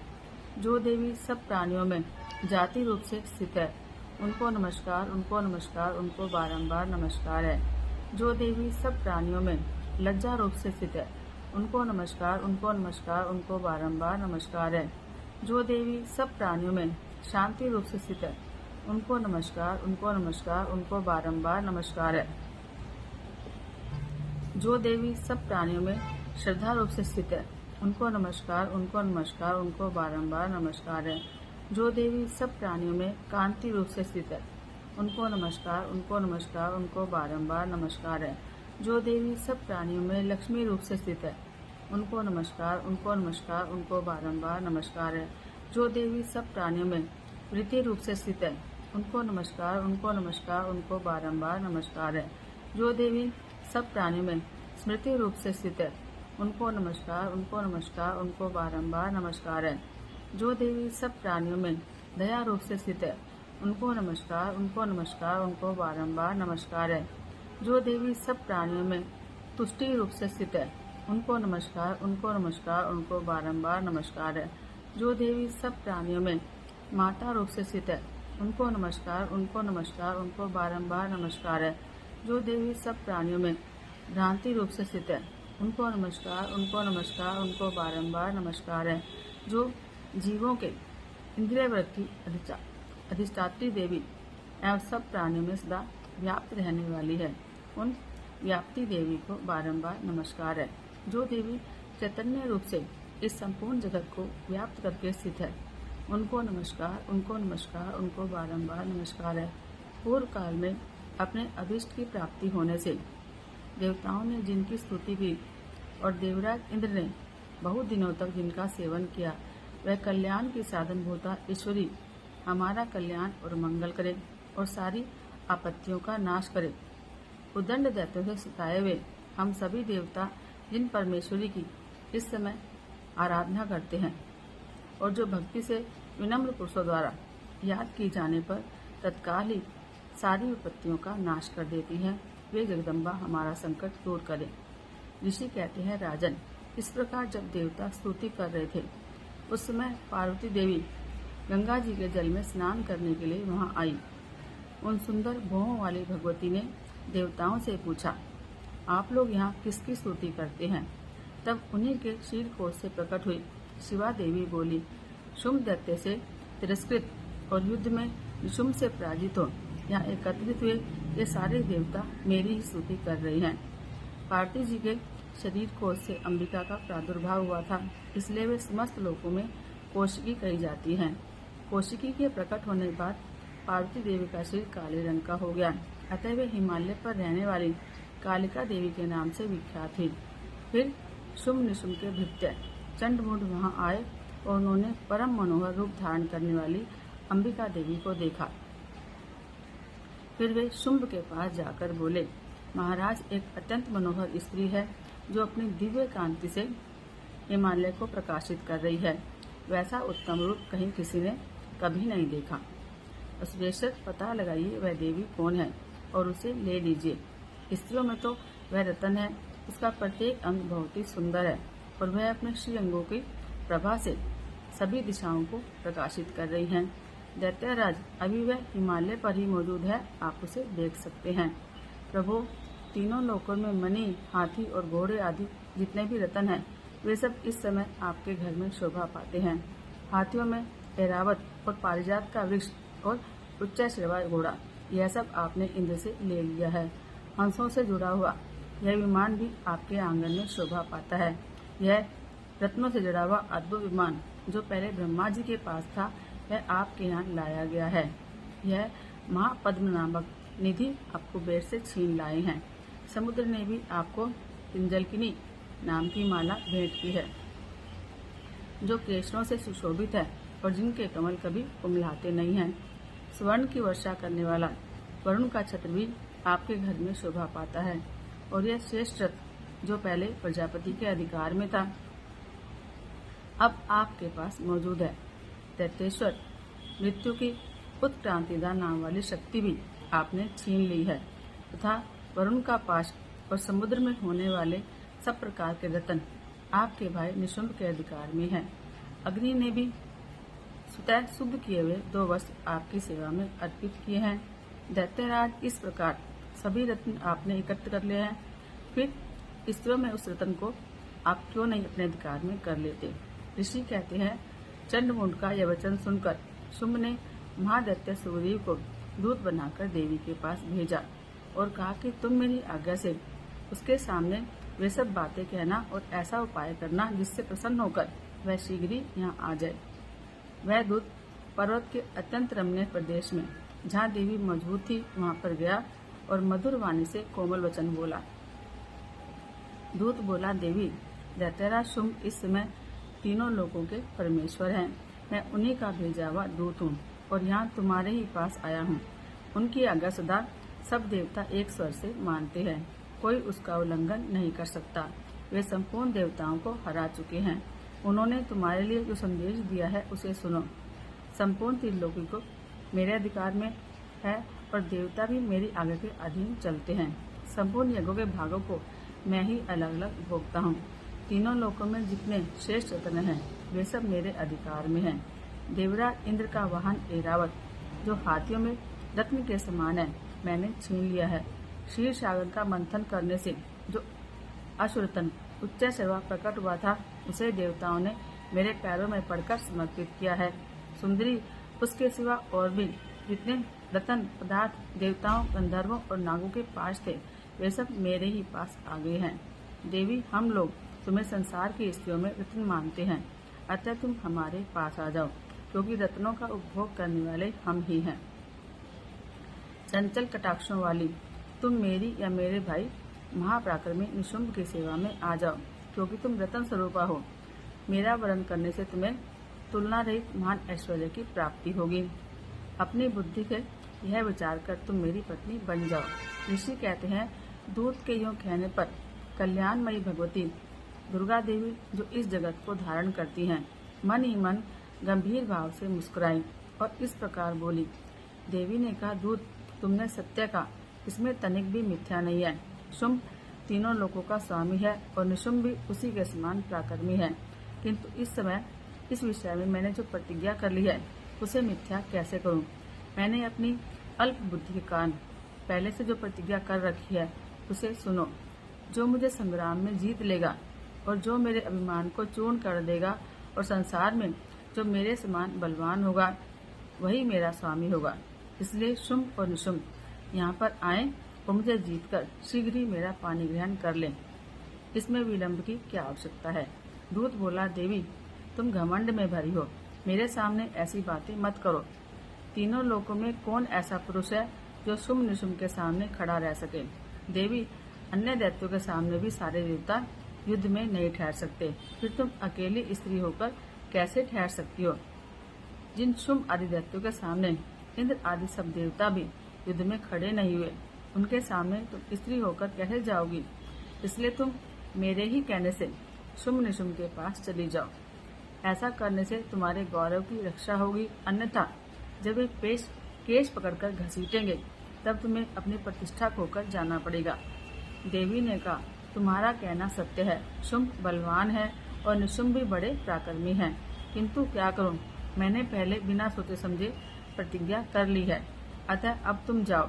मैंने तुमसे जो कुछ कहा है वह सब दैत्यराज से आदरपूर्वक कहना, फिर वो जो उचित जान पड़े वह करें। इस प्रकार श्री मार्कंडेय पुराण में सावर्णिक मनवंतर की कथा के अंतर्गत देवी महात्म्य में देवी दूत संवाद नामक 5वां अध्याय पूरा हुआ। 6ठा अध्याय अथ ध्यानम। मैं सर्वज्ञ भैरव के अंत में निवास करने वाली परमोत्कृष्ट पद्मावती देवी का चिंतन करता हूँ। वे नागराज के आसन पर बैठी हैं। नागों के फनों से सुशोभित होने वाली मणियों की विशाल माला से उनकी देहलता उद्भासित हो रही है। सूर्य के समान उनका तेज है। 3 नेत्र उनकी शोभा बढ़ा रहे हैं। वे हाथों में माला, कुंभ, कपाल और कमल लिए हुए हैं। उनके मस्तक में अर्धचंद्र का मुकुट शोभायमान है। अब अध्याय। ऋषि कहते हैं, देवी का यह कथन सुनकर दूत को बड़ा क्रोध आया और उसने दैत्यराज के पास जाकर सब समाचार विस्तार पूर्वक कह सुनाया। दूत के उस वचन को सुनकर दैत्यराज कुपित हो उठा और दैत्य सेनापति धूम्रलोचन से बोला, धूम्रलोचन तुम शीघ्र जाओ, अपनी सेना को साथ लेकर और दुष्टा के केश पकड़कर घसीटते हुए उसे बलपूर्वक यहाँ ले आओ। उसकी रक्षा करने के लिए यदि कोई दूसरा खड़ा हो तो वह देवता, यक्ष या गंधर्व कोई भी क्यों न हो, उसे अवश्य मार डालना। ऋषि कहते हैं कि शुंभ के इस प्रकार आज्ञा देने पर वह धूम्रलोचन दैत्य 60,000 असुरों की सेना को साथ लेकर वहां से तुरंत चल दिया। वहां पहुंचकर उसने हिमालय पर रहने वाली देवी को देखा और ललकार कर कहा, अरे तो शुंभ निशुंभ के पास चल। यदि इस समय प्रसन्नतापूर्वक मेरे स्वामी के समीप नहीं चलेगी तो मैं बलपूर्वक तेरे झोंटे पकड़कर घसीटते हुए तुझे ले चलूंगा। देवी बोली, तुम दैत्यों के राजा ने भेजा है तुम्हें और तुम स्वयं भी बलवान हो और तुम्हारे पास विशाल सेना भी है। ऐसी दिशा में यदि मुझे बलपूर्वक ले जाओगे तो मैं तुम्हारा क्या कर सकती हूँ। ऋषि कहते हैं, देवी के ऐसा कहने पर असुर धूम्रलोचन उनकी ओर दौड़ा तो अंबिका ने हूँ शब्द के उच्चारण मात्र से उसे भस्म कर दिया। फिर तो क्रोध में भरी हुई दैत्यों की विशाल सेना और अंबिका ने एक दूसरे पर तीखे बाणों, शक्तियों और फरसों की वर्षा कर दी। इतने में ही देवी का वाहन सिंह क्रोध में भरकर भयंकर गर्जना करके गर्दन के बालों को हिलाता हुआ असुरों की सेना में टूट पड़ा। उसने कुछ दैत्यों को पंजों की मार से और कितनों को अपने जबड़ों की मार से और कितने ही महादैत्यों को पटक कर होठ की दाढ़ों से घायल करके मार डाला। उस सिंह ने अपने नखों से कितनों के पेट फाड़ डाले और थप्पड़ मारकर कितनों के सिर धड़ से अलग कर दिए। कितनों की भुजाएं और मस्तक काट डाले और अपनी गर्दन के बाल हिलाते हुए उसने दूसरे दैत्यों से पेट फाड़कर उनका रक्त चूस लिया। अत्यंत क्रोध में भरे हुए देवी के वहां उस महाबली सिंह ने क्षण भर में ही असुरों की सारी सेना का संहार कर डाला। शुंभ ने जब सुना कि देवी ने धूम्रलोचन असुर को मार डाला है और उसके सिंह ने सारी सेना का सफाया कर डाला है, तब उस दैत्यराज को बड़ा क्रोध हुआ। उसका होठ कांपने लगा। उसने चंड और मुंड नामक 2 महादैत्यों को आज्ञा दी, हे चंड और हे मुंड, तुम लोग बहुत बड़ी सेना लेकर वहां जाओ और उस देवी के झोंटे पकड़कर अथवा उसे बांधकर शीघ्र यहाँ ले आओ। यदि इस प्रकार उसको लाने में संदेह हो तो युद्ध में सब प्रकार के अस्त्र शस्त्रों और सारी आसुरी सेना का प्रयोग करके उसकी हत्या कर डालना। उस दुष्ट की हत्या होने और सिंह के मारे जाने पर भी उस अंबिका को बांधकर शीघ्र ही लौट आना। इस प्रकार श्री मार्कंडेय पुराण में सावर्णिक मनवंतर के कथा के अंतर्गत देवी महात्म्य धूम्रलोचन वध नामक 6वां अध्याय पूरा हुआ। दुर्गा सप्तशती 7वां अध्याय। अर्थ ध्यानम। मैं मातंगी देवी का ध्यान करता हूँ। वे रतनमय सिंहासन पर बैठकर पढ़ते हुए तोते का मधुर शब्द सुन रही हैं। उनके अंगों का वर्ण श्याम है। वे अपना एक पैर कमल पर रखे हुए हैं और मस्तक पर अर्धचंद्र कमल को धारण करती हैं और कल्हार पुष्पों की माला धारण किए हुए वीणा बजाती हैं। उनके अंग में कसी हुई चोली शोभा दे रही है। वे लाल रंग की साड़ी पहने हाथ में शंख में पात्र लिए हुए हैं। उनके बदन पर मधु का हल्का हल्का प्रभाव जान पड़ता है और ललाट में बेंदी शोभा दे रही है। अब अध्याय। ऋषि कहते हैं, फिर सुम निशुम की आज्ञा पाकर वे चंद्रमुंड आदि दैत्य चतुरंगिनी सेना लेकर अस्त्र शस्त्रों से सुसज्जित होकर चल दिए। फिर गिरिराज हिमालय के स्वर्ण में ऊंचे शिखर पर पहुंचकर उन्होंने सिंह पर बैठी हुई देवी को देखा। वे मंद मंद मुस्कुरा रही थी। उन्हें देखकर दैत्य लोग तत्परता से पकड़ने का उद्योग करने लगे। किसी ने धनुष ताना, किसी ने तलवार संभाली। कुछ लोग देवी के पास आकर खड़े हो गए। तब अंबिका ने उन शस्त्रों के प्रति बड़ा क्रोध किया। उस समय क्रोध के कारण उनका मुख काला पड़ गया, ललाट में भौहें टेढ़ी होगी और वहां से तुरंत विकराल मुखी काली प्रकट हुई, जो तलवार और पाश लिए हुए थी। वे विचित्र खटवांग धारण किए हुए और चीते के चर्म की साड़ी पहने नर मुंडों की माला से विभूषित थी। उनके शरीर का मांस सूख गया था, केवल हड्डियों का ढांचा था, जिससे वे अत्यंत भयंकर जान पड़ती थी। उनका मुख बहुत विशाल था, जीभ लपलपाने के कारण वे और भी डरावनी प्रतीत होती थी। उनकी आंखें भीतर को धसी हुई और कुछ लाल थी। वे अपनी भयंकर गर्जना से संपूर्ण दिशाओं को गुंजा रही थी। बड़े बड़े दैत्यों का वध करती ही वे कालिका देवी बड़े वेग से दैत्यों की उस सेना पर टूट पड़ी और उन सबको भक्षण करने लगी। वे पाषाण रक्षकों, अंकुशधारी महावतों, योद्धाओं और घंटा से कितने ही हाथियों को एक ही हाथ से पकड़कर मुंह में डाल लेती थी। इस प्रकार घोड़े, रथ और सारथी के साथ रथी सैनिकों को मुंह में डालकर वे उन्हें बड़े भयानक रूप से चबा डालती थी। किसी के बाल पकड़ लेती, किसी का गला दबा देती, किसी को पैरों से कुचल डालती और किसी को छाती के धक्के से गिराकर मार डालती थी। वे असुरों के छोड़े हुए बड़े बड़े अस्त्र शस्त्र मुंह से पकड़ लेती और रोष में भरकर उनको दांतों से पीस डालती थी। काली ने बलवान और दुरात्मा दैत्यों की वह सारी सेना रोंद डाली, खा डाली और किसी को मार भगाया। कोई तलवार के घाट उतारे गए, कोई खटवांग से पीटे गए और कितने असुर दांतों के अग्रभाग से कुचले जाकर मृत्यु को प्राप्त हुए। इस प्रकार देवी ने असुरों की उस सारी सेना को क्षण भर में मार गिराया। यह देख चंड उन अत्यंत भयानक काली देवी की ओर दौड़ा तथा महादैत्य मुंड ने भी अत्यंत भयंकर बाणों की वर्षा से और हजारों बार चलाए हुए चक्रों से उन भयानक नेत्रों वाली देवी को आच्छादित कर दिया। वे अनेकों चक्र देवी के मुख में समाते हुए ऐसे जान पड़े मानो सूर्य के बहुतेरे मंडल बादलों के उदर में प्रवेश कर रहे हों। तब भयंकर गर्जना करने वाली काली ने अत्यंत रोष में भरकर विकट अट्टहास किया। उस समय उनके विकराल बदन के भीतर कठिनता से देखे जा सकने वाले दांतों की प्रभा से वे अत्यंत उज्जवल दिखाई देती थी।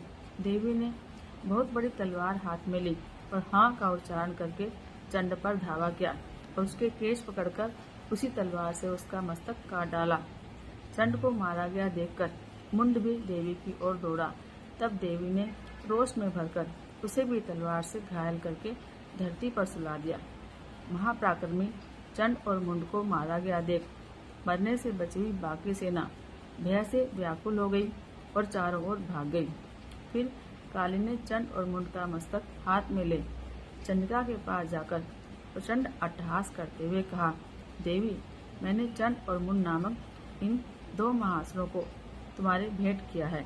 अब युद्ध यज्ञ में तुम शुभ और निशुम्भ का वध स्वयं ही करना। ऋषि कहते हैं, वहां लाए हुए उन चंड मुंड नामक महादैत्यों को देखकर कल्याणमयी चंडी ने काली से मधुर वाणी में कहा, देवी, तुम चंड और मुंड को लेकर मेरे पास आई हो, इसलिए संसार में चामुंडा के नाम से तुम्हारी ख्याति होगी। इस प्रकार श्री मार्कंडेय पुराण में सावर्णिक मनवंतर के कथा के अंतर्गत देवी माते में चंड मुंड नामक 60वां अध्याय पूरा हुआ। दुर्गा सप्तशती 8वां अध्याय। अथ ध्यानम। मैं अनिमा आदि सिद्धिमय किरणों से आवृत भवानी का ध्यान करता हूँ। उनके शरीर का रंग लाल है, नेत्रों में करुणा लहरा रही है और हाथों में पाश, अंकुश, बाण और धनुष शोभा पाते हैं। अब अध्याय।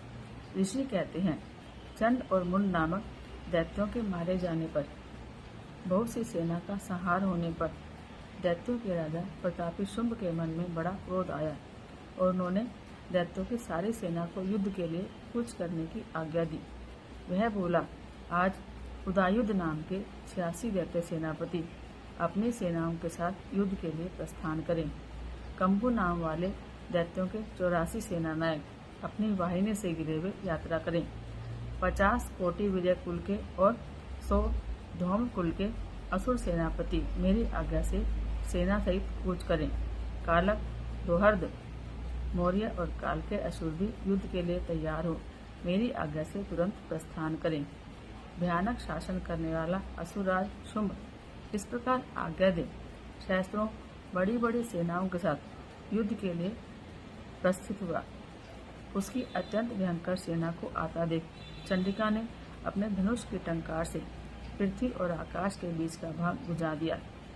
राजन, फिर देवी के सिंह ने भी बड़े जोर जोर से दहाड़ना शुरू किया। फिर अंबिका ने घंटे के शब्द से उस ध्वनि को और भी बढ़ा दिया। धनुष की टंकार, सिंह की दहाड़ और घंटे की ध्वनि से संपूर्ण दिशाएं गूंज उठी। उस भयंकर शब्द से काली ने अपने विकराल मुख को और भी बढ़ा लिया और इस प्रकार वे विजयिनी हुई। उस तुमुल नाद को सुनकर दैत्यों की सेनाओं ने चारों ओर से आकर चंडिका देवी, सिंह और काली देवी को क्रोधपूर्वक घेर लिया। राजन, इसी बीच में असुरों के विनाश और देवताओं के अभ्युदय के लिए ब्रह्मा, शिव, कार्तिकेय, विष्णु और इंद्र आदि देवों की शक्तियाँ, जो अत्यंत पराक्रम और बल से संपन्न थी, उनके शरीर से निकलकर उन्हीं के रूप में चंडिका देवी के पास गई। जिस देवता का जैसा रूप, जैसी वेशभूषा और जैसा वाहन है, ठीक वैसे ही साधनों से संपन्न होकर उनकी शक्ति असुरों से युद्ध करने के लिए आई। सबसे पहले हंसयुक्त विमान पर बैठी हुई अक्षुत और कमंडल से शोभित ब्रह्मा जी की शक्ति उपस्थित हुई, जिसे ब्रह्मांडी कहते हैं। महादेव जी की शक्ति ऋषभ पर आरूढ़, हाथों में श्रेष्ठ त्रिशूल धारण किए, महानाग का कंकन पहने, मस्तक में चंद्र रेखा से भूषित वहां पर पहुंची। कार्तिकेय की शक्ति रूपा जगदम्बिका उन्हीं का रूप धारण किए श्रेष्ठ मयूर पर आरूढ़, हाथ में शक्ति लिए दैत्यों से युद्ध करने के लिए आई। इस प्रकार भगवान विष्णु की शक्ति गरुड़ पर विराजमान हो शंख, चक्र, गदा, शांखधुन और घड़क आदि हाथ में लिए हुए वहां पर आई। अनुपम यज्ञ वराह का रूप धारण करने वाली श्रीहरि की जो शक्ति है, वह भी वराह शरीर धारण करके वहां उपस्थित हुई। नारसिंह शक्ति भी नरसिंह के समान शरीर धारण करके वहां आई। उनकी गर्दन के बालों के झटके से आकाश के तारे बिखरे पड़ते थे। इस प्रकार इंद्र की शक्ति वज्र हाथ में लिए गजराज ऐरावत पर बैठकर आई। उसके भी सहस्त्र नेत्र थे। इंद्र का जैसा रूप है वैसा ही उसका भी था। फिर उन देव शक्तियों से घिरे हुए महादेव जी ने चंडिका से कहा, मेरी प्रसन्नता के लिए तुम शीघ्र ही इन असुरों का संहार करो। तब देवी के शरीर से अत्यंत भयानक और परम उग्र चंडिका शक्ति प्रकट हुई, जो सैकड़ों गिदड़ियों की भांति आवाज करने वाली थी। उस अपराजिता देवी ने धूमिल जटा वाले महादेव जी से कहा, भगवान, आप शुंभ निशुंभ के पास दूत बनकर जाइए और उन गर्वीले दानव शुंभ और निशुंभ दोनों से कहिए, साथ ही उनके आंतरिक भी जो दानव युद्ध के लिए वहां उपस्थित हो, उनको भी यह संदेश दीजिए, दैत्यों, यदि तुम जीवित रहना चाहते हो तो पाताल को लौट जाओ। इंद्र को त्रिलोकी का राज्य मिल जाए और देवता यज्ञ भाग का उपभोग करें। यदि बल के घमंड में आकर तुम युद्ध की अभिलाषा रखते हो तो आओ, मेरी योगिनियां तुम्हारे कच्चे मांस से तृप्त हो। चूंकि उस देवी ने भगवान शिव को दूत के कार्य में नियुक्त किया था, इसलिए वह शिवदूती के नाम से विख्यात हुई। वे महादैत्य भी भगवान शिव के मुँह से देवी के वचन सुनकर क्रोध में भर गए और जहाँ कात्यायनी विराजमान थी उस ओर बढ़े। फिर वे दैत्य क्रोध में भरकर पहले ही देवी के ऊपर बाण, शक्ति, दृष्टि आदि अस्त्रों की वर्षा करने लगे। तब देवी ने भी खेल खेल में ही धनुष की टंकार की और उसके छोड़े हुए बड़े बड़े बाणों द्वारा दैत्यों के चलाए हुए बाण, शूल, शक्ति और फरसों को काट दिया। फिर काली उसके आगे होकर शत्रुओं को शूल के प्रहार से विदेर करने लगी और खटवांग से उनका कचूमर निकालती हुई रणभूमि में विचरने लगी। ब्रह्मा ने भी जिस जिस ओर दौड़ती उसी ओर अपने कमंडलों का जल छिड़ककर शत्रुओं के ओज और पराक्रम को नष्ट कर देती थी। महेश्वरी ने त्रिशूल से और वैष्णवी ने चक्र से अत्यंत क्रोध में भरी हुई कुमार कार्तिकेय की शक्ति से दैत्यों का संहार आरंभ कर दिया। इंद्र शक्ति के वज्र प्रहार से विदीर्ण सैकड़ों दैत्य और दानव रक्त की धारा बहाते हुए पृथ्वी पर सो गए। वाराही शक्ति ने कितनों को अपनी थूथन की मार से नष्ट किया। दाढ़ों के अग्रभाग से कितनों की छाती छेद डाली और कितने ही दैत्य उसके चक्र चोट से विदीर्ण होकर गिर पड़े। नारसिंह भी दूसरे महादैत्यों को अपने नखों से विदीर्ण करके खाती और सिंहनाद से दिशाओं और आकाश को गुजाती हुई युद्ध क्षेत्र में विचरने लगी। कितने ही असुर शिवदूती के प्रचंड अट्टहास से अत्यंत भयभीत पृथ्वी पर गिर पड़े और गिरने पर उन्हें शिवदूती ने उस समय अपना ग्रास बना लिया। इस प्रकार क्रोध में भरे हुए मातृगणों को नाना प्रकार के उपायों से बड़े बड़े असुरों का मर्दन करते देख दैत्य सैनिक भाग खड़े हुए। मातृगणों से पीड़ित दैत्य को युद्ध से भागते देख रक्तबीज नामक महादैत्य क्रोध में भरकर युद्ध करने के लिए आया। उसके शरीर से जब रक्त की बूंद पृथ्वी पर गिरती तब उसी के समान शक्तिशाली एक दूसरा महादैत्य पृथ्वी पर पैदा हो जाता। महासुर रक्तबीज हाथों में गदा लेकर इंद्र शक्ति के साथ युद्ध करने लगा। तब इंद्री ने अपने वज्र से रक्तबीज को मारा। वज्र से घायल होने पर उसके शरीर से बहुत सा रक्त चूने लगा और उससे उसी के समान रूप और पराक्रम वाले योद्धा उत्पन्न होने लगे। उसके शरीर से रक्त की जितनी बूंदें गिरी उतने ही पुरुष उत्पन्न हो गए। वे सब रक्त बीज के समान ही वीर्यवान, बलवान और पराक्रमी थे। फिर रक्त से उत्पन्न होने वाले पुरुष भी अत्यंत भयंकर अस्त्र शस्त्रों का प्रहार करते हुए वहां मातृगणों के साथ घोर युद्ध करने लगे। पुनः वज्र के प्रहार से जब उसका मस्तक घायल हुआ तब रक्त बहने लगा और उससे हजारों पुरुष उत्पन्न हो गए। वैष्णवी ने युद्ध में रक्तबीज पर चक्र का प्रहार किया और इंद्री ने उस दैत्य सेनापति को गदा से चोट पहुंचाई। वैष्णवी के चक्र से घायल होने पर उसके शरीर से जो रक्त बहा और उससे जो उसके बराबर आकार वाले सैकड़ों महादैत्य पैदा हुए, उनके द्वारा सारा जगत व्याप्य हो गया। कौमारी ने शक्ति से, वाराही ने खड्ग से, माहेश्वरी ने त्रिशूल से महादैत्य रक्तबीज को घायल किया। क्रोध में भरे हुए उस महादैत्य रक्तबीज ने भी गदा से सभी मातृ शक्तियों पर अलग अलग प्रहार किया। शक्ति और शूल आदि से अनेक बार घायल होने पर जो उसके शरीर से रक्त की धारा पृथ्वी पर गिरी, उससे भी निश्चयी सैकड़ों असुर उत्पन्न हुए। इस प्रकार उस महादैत्य के रक्त से प्रकट हुए असुरों द्वारा संपूर्ण जगत व्याप्त हो गया। इससे उन देवताओं को बड़ा भय हुआ।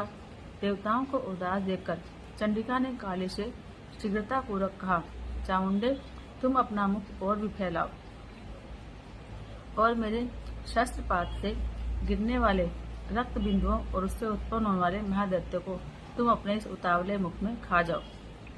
इस प्रकार रक्त से उत्पन्न होने वाले महादैत्यों का भक्षण करती हुई तुम रण में विचरती रहो। ऐसा करने से उस दैत्य का सारा रक्त क्षीण हो जाने पर वह स्वयं भी नष्ट हो जाएगा। तब उन भयंकर दैत्य को जब तुम खा जाओगी तब दूसरे नए दैत्य उत्पन्न नहीं हो सकेंगे।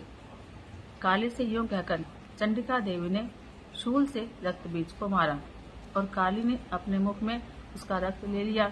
तब उसने वहां चंडिका पर गदा से प्रहार किया, किंतु उस गदा के प्रहार से देवी को तनिक भी वेदना नहीं हुई। रक्त बीज के घायल शरीर से बहुत सा रक्त गिरा, किंतु जो ही वह गिरा त्यों ही चामुंडा ने उसे अपने मुख में ले लिया। रक्त गिरने से काली के मुख में जो महादैत्य उत्पन्न हुए उन्हें वह चट कर गई और उसने रक्त बीज का रक्त भी पी लिया। फिर देवी ने रक्त बीज को, जिसका रक्त चामुंडा ने पी लिया था, वज्र, हाथ, खड़ग और रिष्टि आदि से मार डाला। राजन, इस प्रकार शस्त्रों के समुदाय से आहत और रक्तहीन हुआ रक्त बीज पृथ्वी पर गिर पड़ा। इससे देवताओं को अनुपम हर्ष की प्राप्ति हुई और मातृगण उन असुरों के रक्तपान के मत से उन्मत्त होकर नृत्य करने लगे। इस प्रकार श्री मार्कंडेय पुराण में सावर्णिक मनवंतर के कथा के अंतर्गत देवी महात्म्य में रक्त बीज नामक 8वां अध्याय पूरा हुआ। दुर्गा सप्तशती 9वां अध्याय। अथ ध्यानम। मैं अर्धनारीश्वर के श्री वीरवी निरंतर शरण लेता हूँ। उसका वर्ण बंदूक पुष्प और स्वर्ण के समान रक्त पीत मिश्रित है।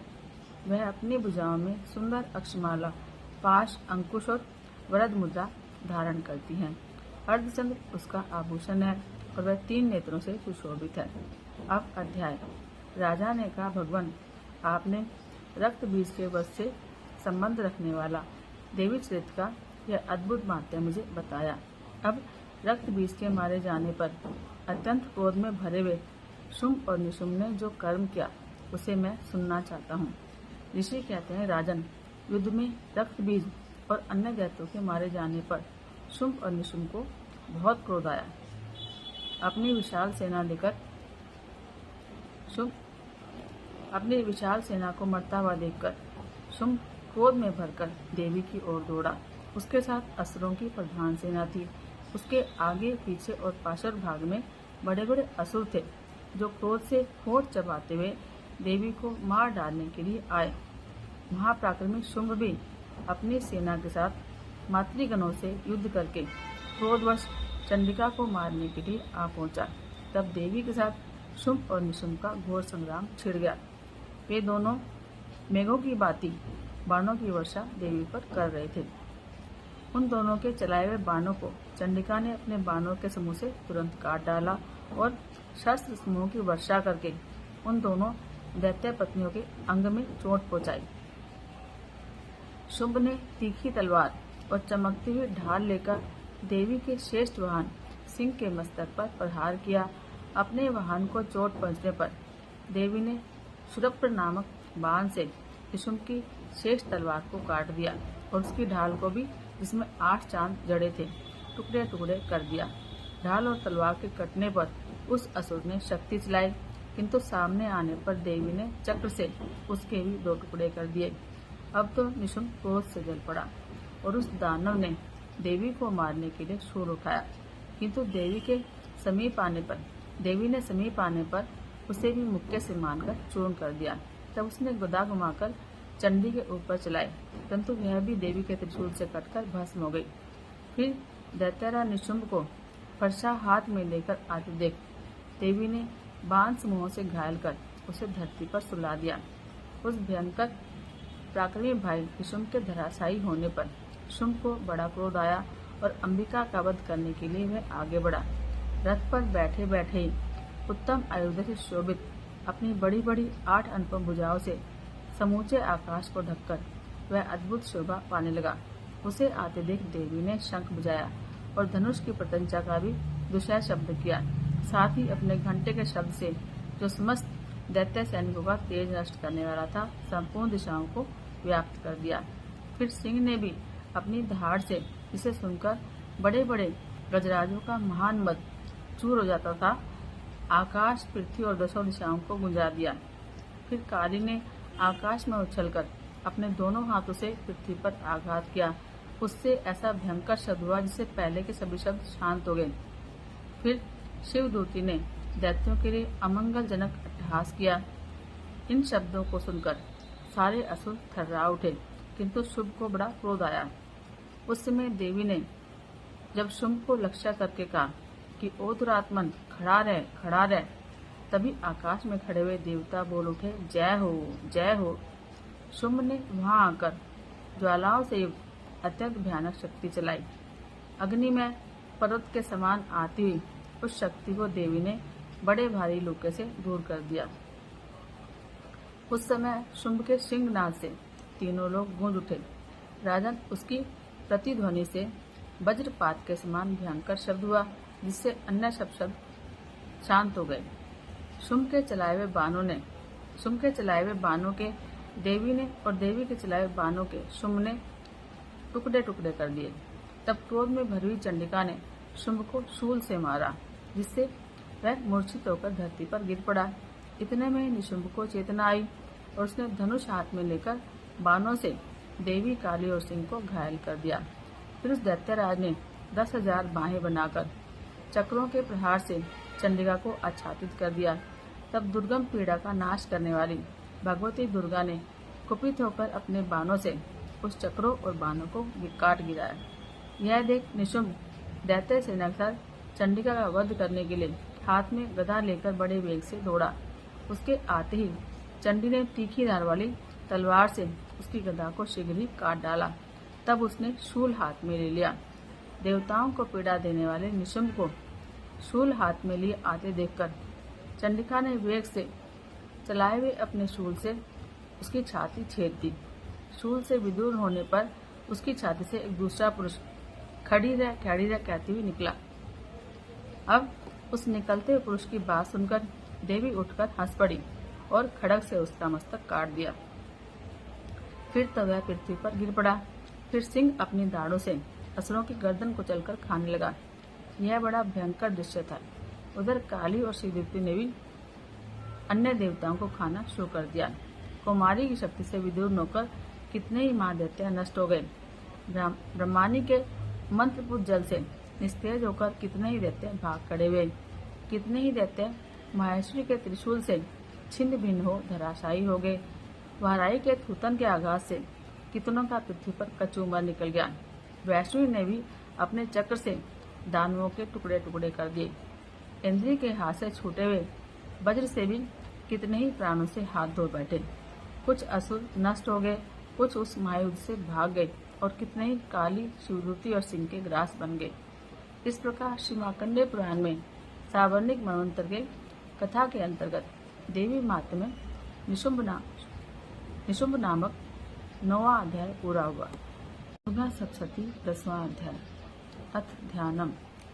मैं मस्तक पर अर्धचंद्र धारण करने वाली शिव शक्ति स्वरूपा भगवती कामेश्वरी का हृदय में चिंतन करता हूँ। वे तपाए हुए स्वर्ण के समान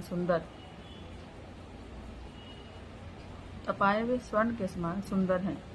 पूर्ण सूर्य, चंद्रमा और अग्नि, ये ही 3 उनके नेत्र हैं और वे अपने मनोहर हाथों में धनुष, बाण, अंकुश, पाश और शूल धारण किए हुए हैं। अब अध्याय। ऋषि कहते हैं कि राजन, अपने प्राणों के समान प्यारे भाई निशुंभ को मारा गया देख और अपनी सेना का संहार होता देख शुंभ ने कुपित होकर कहा, दुष्ट दुर्गे, तू बल के अभिमान में आकर झूठ मूठ का घमंड मत दिखा। तू बड़ी माननी बनी हुई है, किंतु दूसरी स्त्रियों के बल का सहारा लेकर लड़ती है। देवी बोली, और दुष्ट, मैं अकेली ही हूँ। इस संसार में मेरे सिवा दूसरी कौन है? देख, ये मेरी सारी विभूतियाँ हैं, अतः मुझ में ही प्रवेश कर रही हैं।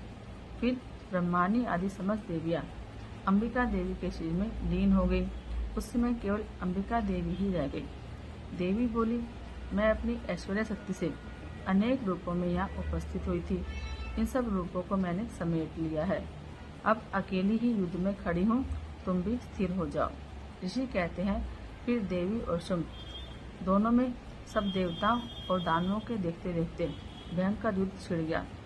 बाणों की वर्षा और तीखे शस्त्रों और दारुण शस्त्रों से प्रहार के कारण उन दोनों का युद्ध सब लोगों के लिए बड़ा भयानक प्रतीत हुआ। उस समय अंबिका देवी ने जो सैकड़ों दिव्य अस्त्र छोड़े, उन्हें दैत्यराज शुंभ ने उनके निवारक अस्त्रों द्वारा काट दिया। इस प्रकार शुंभ ने भी जो दिव्य अस्त्र चलाए, उन्हें परमेश्वर ने भयंकर ओंकार शब्द के उच्चारण आदि द्वारा खिलवाड़ में ही नष्ट कर दिया। तब उस असुर ने सैकड़ों बाणों से देवी को आच्छादित कर दिया। यह देख क्रोध में भरी हुई उन देवी ने भी बाण मारकर उसका धनुष काट दिया। धनुष कट जाने पर फिर दैत्यराज ने शक्ति हाथ में ली, किंतु देवी ने चक्र से उसके हाथ की शक्ति को भी काट गिराया। फिर दैत्यों के सामने शुंभ ने 100 चांद वाली चमकती हुई ढाल और तलवार हाथ में ले उस समय देवी पर धावा बोल दिया। उसके आते ही चंडिका ने अपने धनुष से छोड़े हुए तीखे बाणों द्वारा उसके सूर्य किरण के समान उज्जवल ढाल और तलवार को तुरंत काट दिया। फिर उस दैत्य के घोड़े और सारथी मारे गए।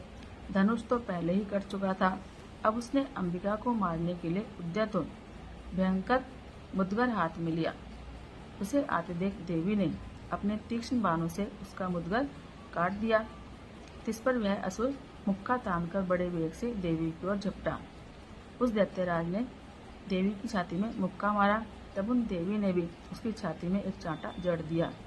देवी का थप्पड़ खाकर दैत्यराज शुंभ पृथ्वी पर गिर पड़ा, किंतु फिर सहसा उठकर खड़ा हो गया और फिर वह उछला और देवी को ऊपर ले जाकर आकाश में खड़ा हो गया। तब चंडिका आकाश में भी बिना किसी आधार के शुंभ के साथ युद्ध करने लगी। उस समय दैत्य और चंडिका आकाश में एक दूसरे से लड़ने लगे। उनका वह युद्ध पहले सिद्ध और मुनियों को विस्मय में डालने वाला हुआ।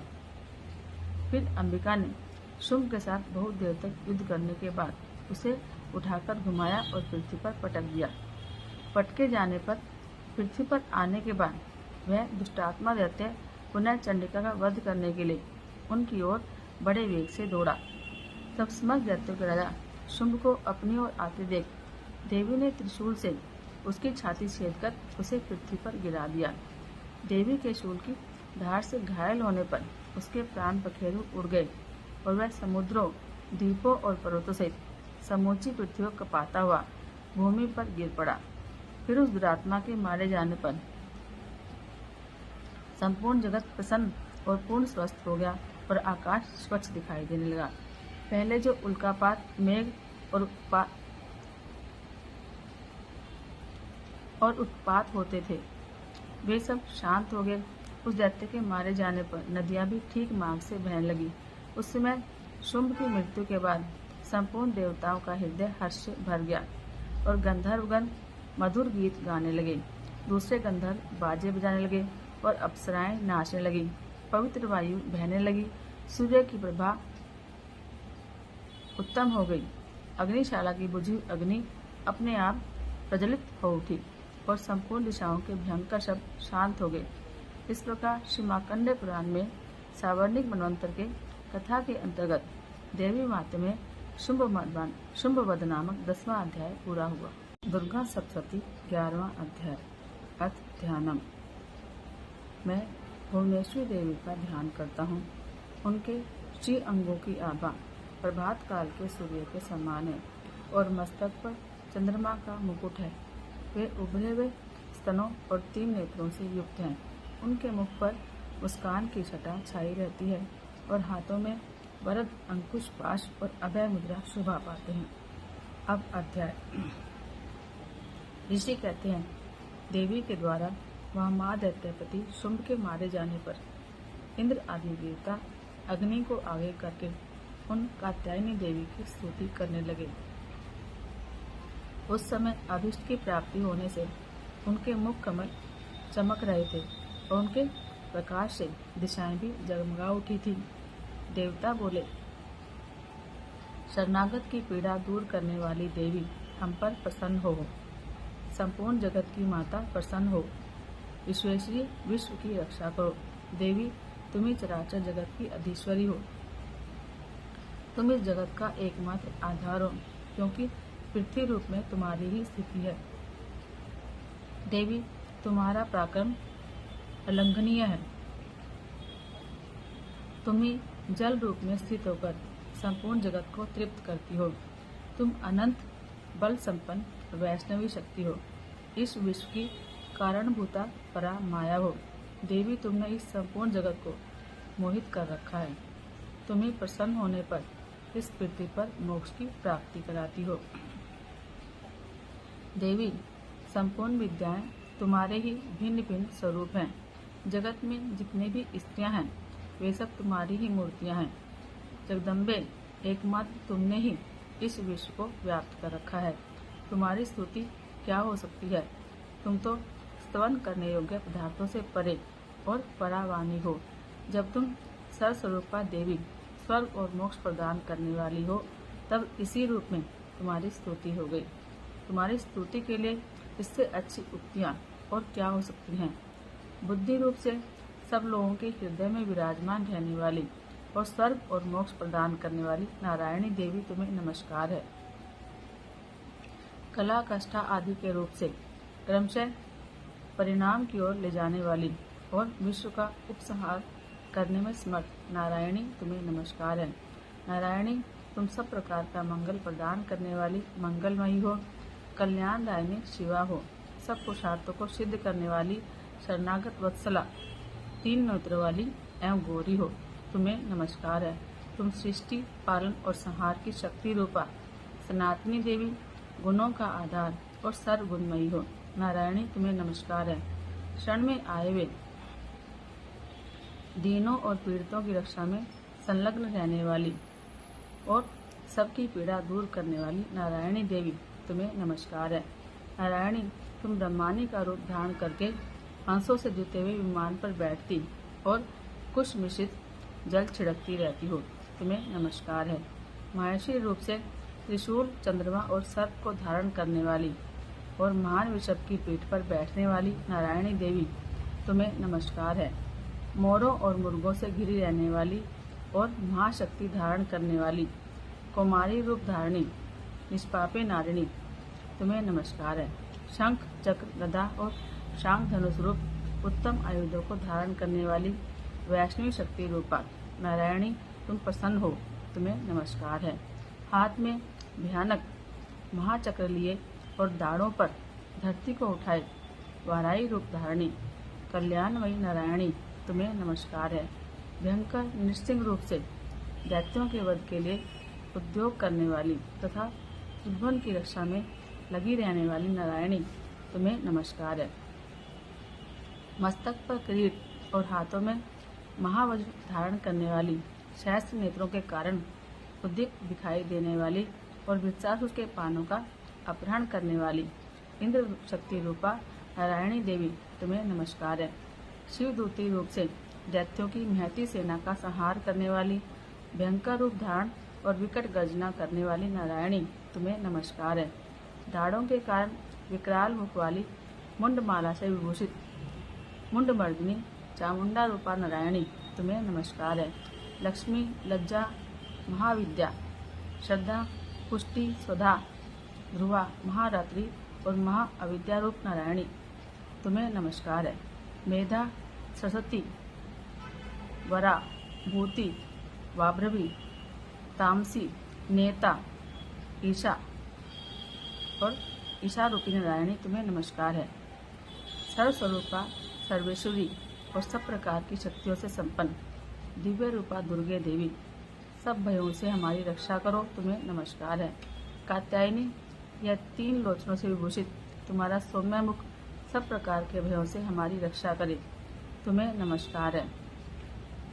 भद्रकाली, ज्वालाओं के कारण विकराल प्रतीत होने वाला, अत्यंत भयंकर और समस्त असुरों का संहार करने वाला तुम्हारा त्रिशूल भय से हमें बचाए, तुम्हें नमस्कार है। देवी, जो अपनी ध्वनि से संपूर्ण जगत को व्याप्त करके दैत्यों के तेज नष्ट किए देता है, वह तुम्हारा घंटा हम लोगों की पापों से उसी प्रकार रक्षा करे जैसे माता अपने पुत्रों की बुरे कर्मों से रक्षा करती है। चंडिके, तुम्हारे हाथों में सुशोभित खड्ग जो असुरों के रक्त और चर्बी से चर्चित है, हमारा मंगल करे, हम तुम्हें नमस्कार करते हैं। देवी, तुम प्रसन्न होने पर सब रोगों को नष्ट कर देती हो और कुपित होने पर मनोवांछित सभी कामनाओं का नाश कर देती हो। जो लोग तुम्हारे शरण में आ चुके हैं उन पर विपत्ति तो आती ही नहीं। तुम्हारे शरण में गए मनुष्य दूसरों को शरण देने वाले हो जाते हैं। देवी अंबिके, तुमने अपने स्वरूप को अनेक भागों में विभक्त करके नाना प्रकार के रूपों से जो इस समय इन धर्मद्रोही दैत्यों का संहार किया है, वह सब तुम्हारी कौन कर सकती है? वह कोई और कर नहीं सकता।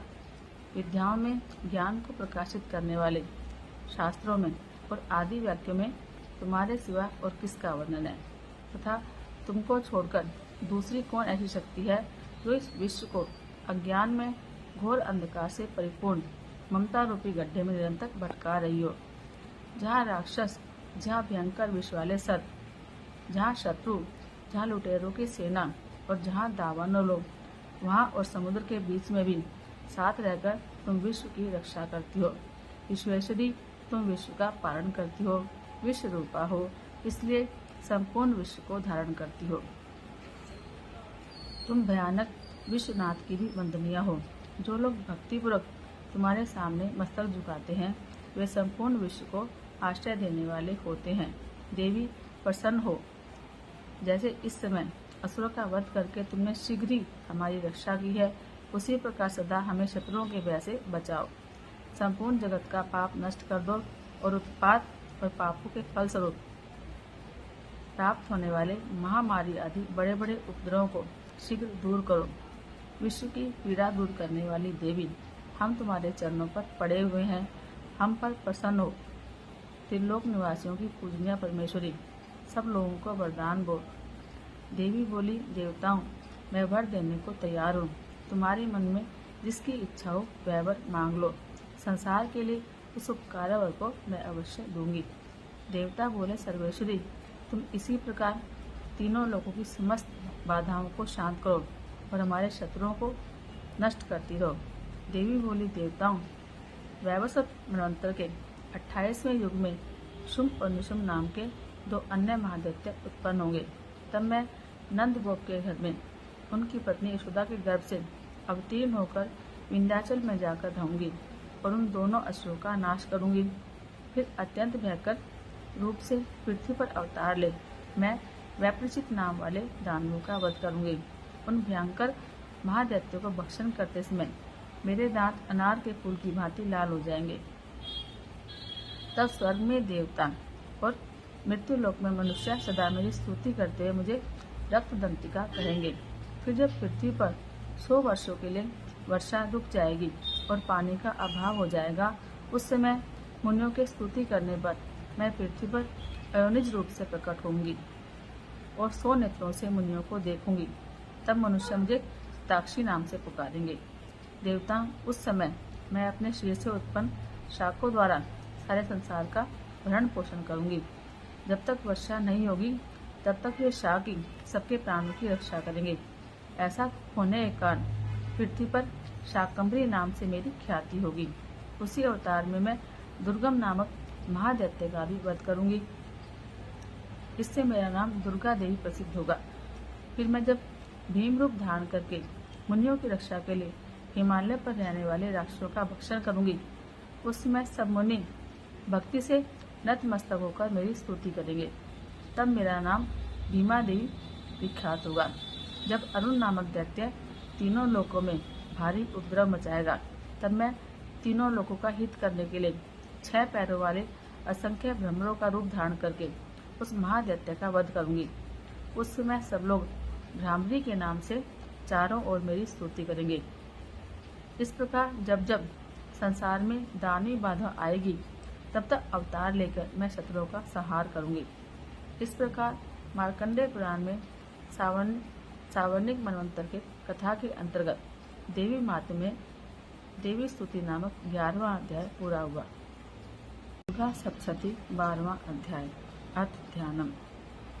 मैं 3 नेत्रों वाली दुर्गा देवी का ध्यान करता हूँ।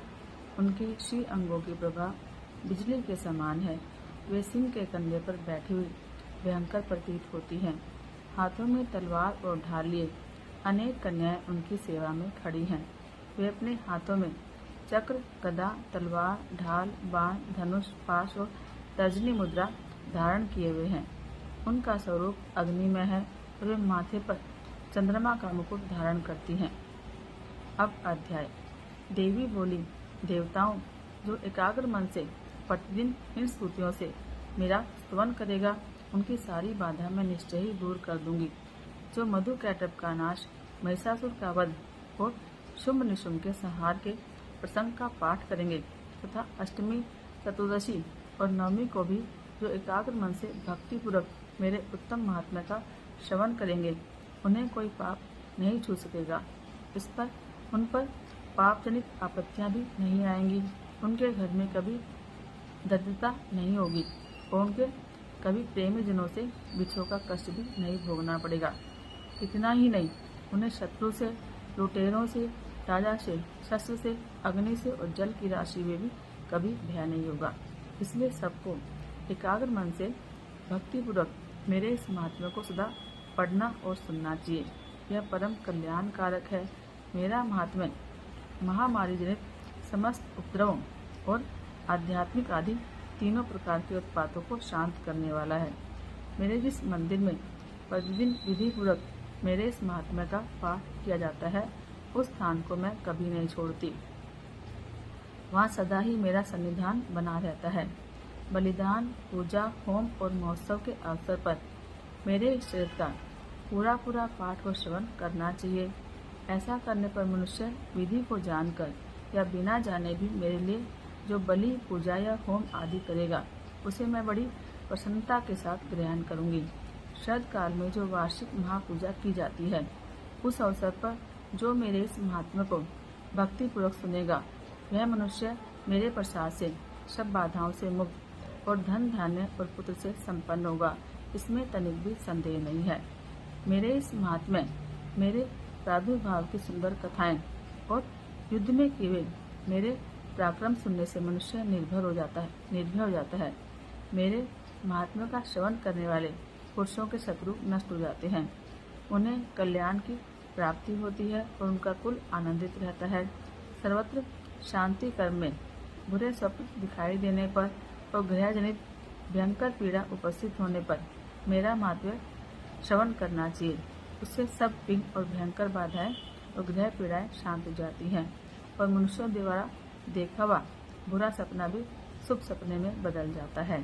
बाल ग्रहों से आक्रांत हुए बालकों के लिए यह महात्म्य शांति कारक है और मनुष्यों के संगठन में फूट होने पर यह अच्छी प्रकार मित्रता कराने वाला होता है। यह महात्म्य समस्त दुराचारियों के बल का नाश करने वाला है।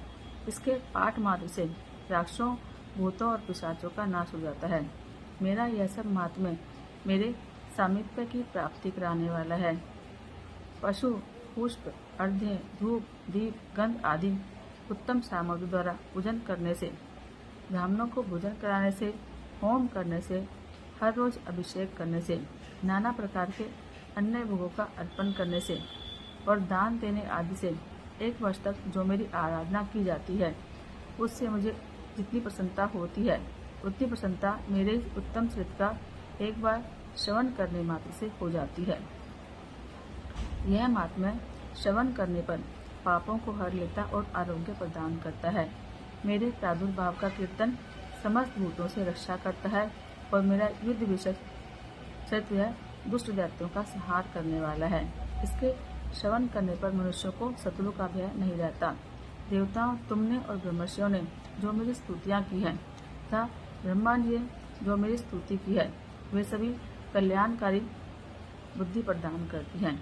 वन में, सूने मार्ग में अथवा दावानल से गिर जाने पर, निर्जन स्थान में लुटेरों के दाव में पड़ जाने पर, या शत्रुओं से पकड़े जाने पर, या जंगल में सिंह, व्याघ्र और जंगली हाथियों के पीछा करने पर, कुपित राजा के आदेश से वध या बंधन के स्थान में ले जाए जाने पर, और महासागर में नाव पर बैठने के बाद भारी तूफान से नाव के डगमग होने पर, और अत्यंत भयंकर युद्ध में शत्रुओं का प्रहार होने पर अथवा वेदना से पीड़ित होने पर, किम बहुना सभी भयानक बाधाओं के उपस्थित होने पर जो मेरे इस चरित्र का स्मरण करता है, वह मनुष्य संकट से मुक्त हो जाता है।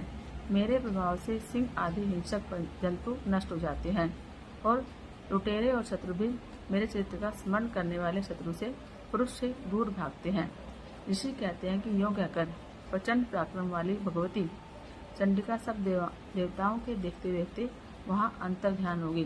फिर सारे देवता भी शत्रु के मारे जाने से निर्भय हो पहले की तरह यज्ञ भाग का उपभोग करते हुए अपने अपने अधिकार का पालन करने लगे।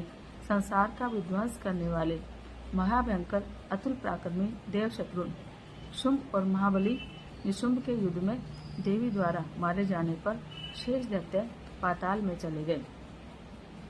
राजन, इस प्रकार भगवती अंबिका देवी नित्य होती हुई भी पुनः पुनः प्रकट होकर जगत को रक्षा करती है। वे ही इस विश्व को मोहित करती हैं, वे ही जगत को जन्म देती हैं और वे ही प्रार्थना करने पर संतुष्ट हो विज्ञान और समृद्धि प्रदान करती हैं।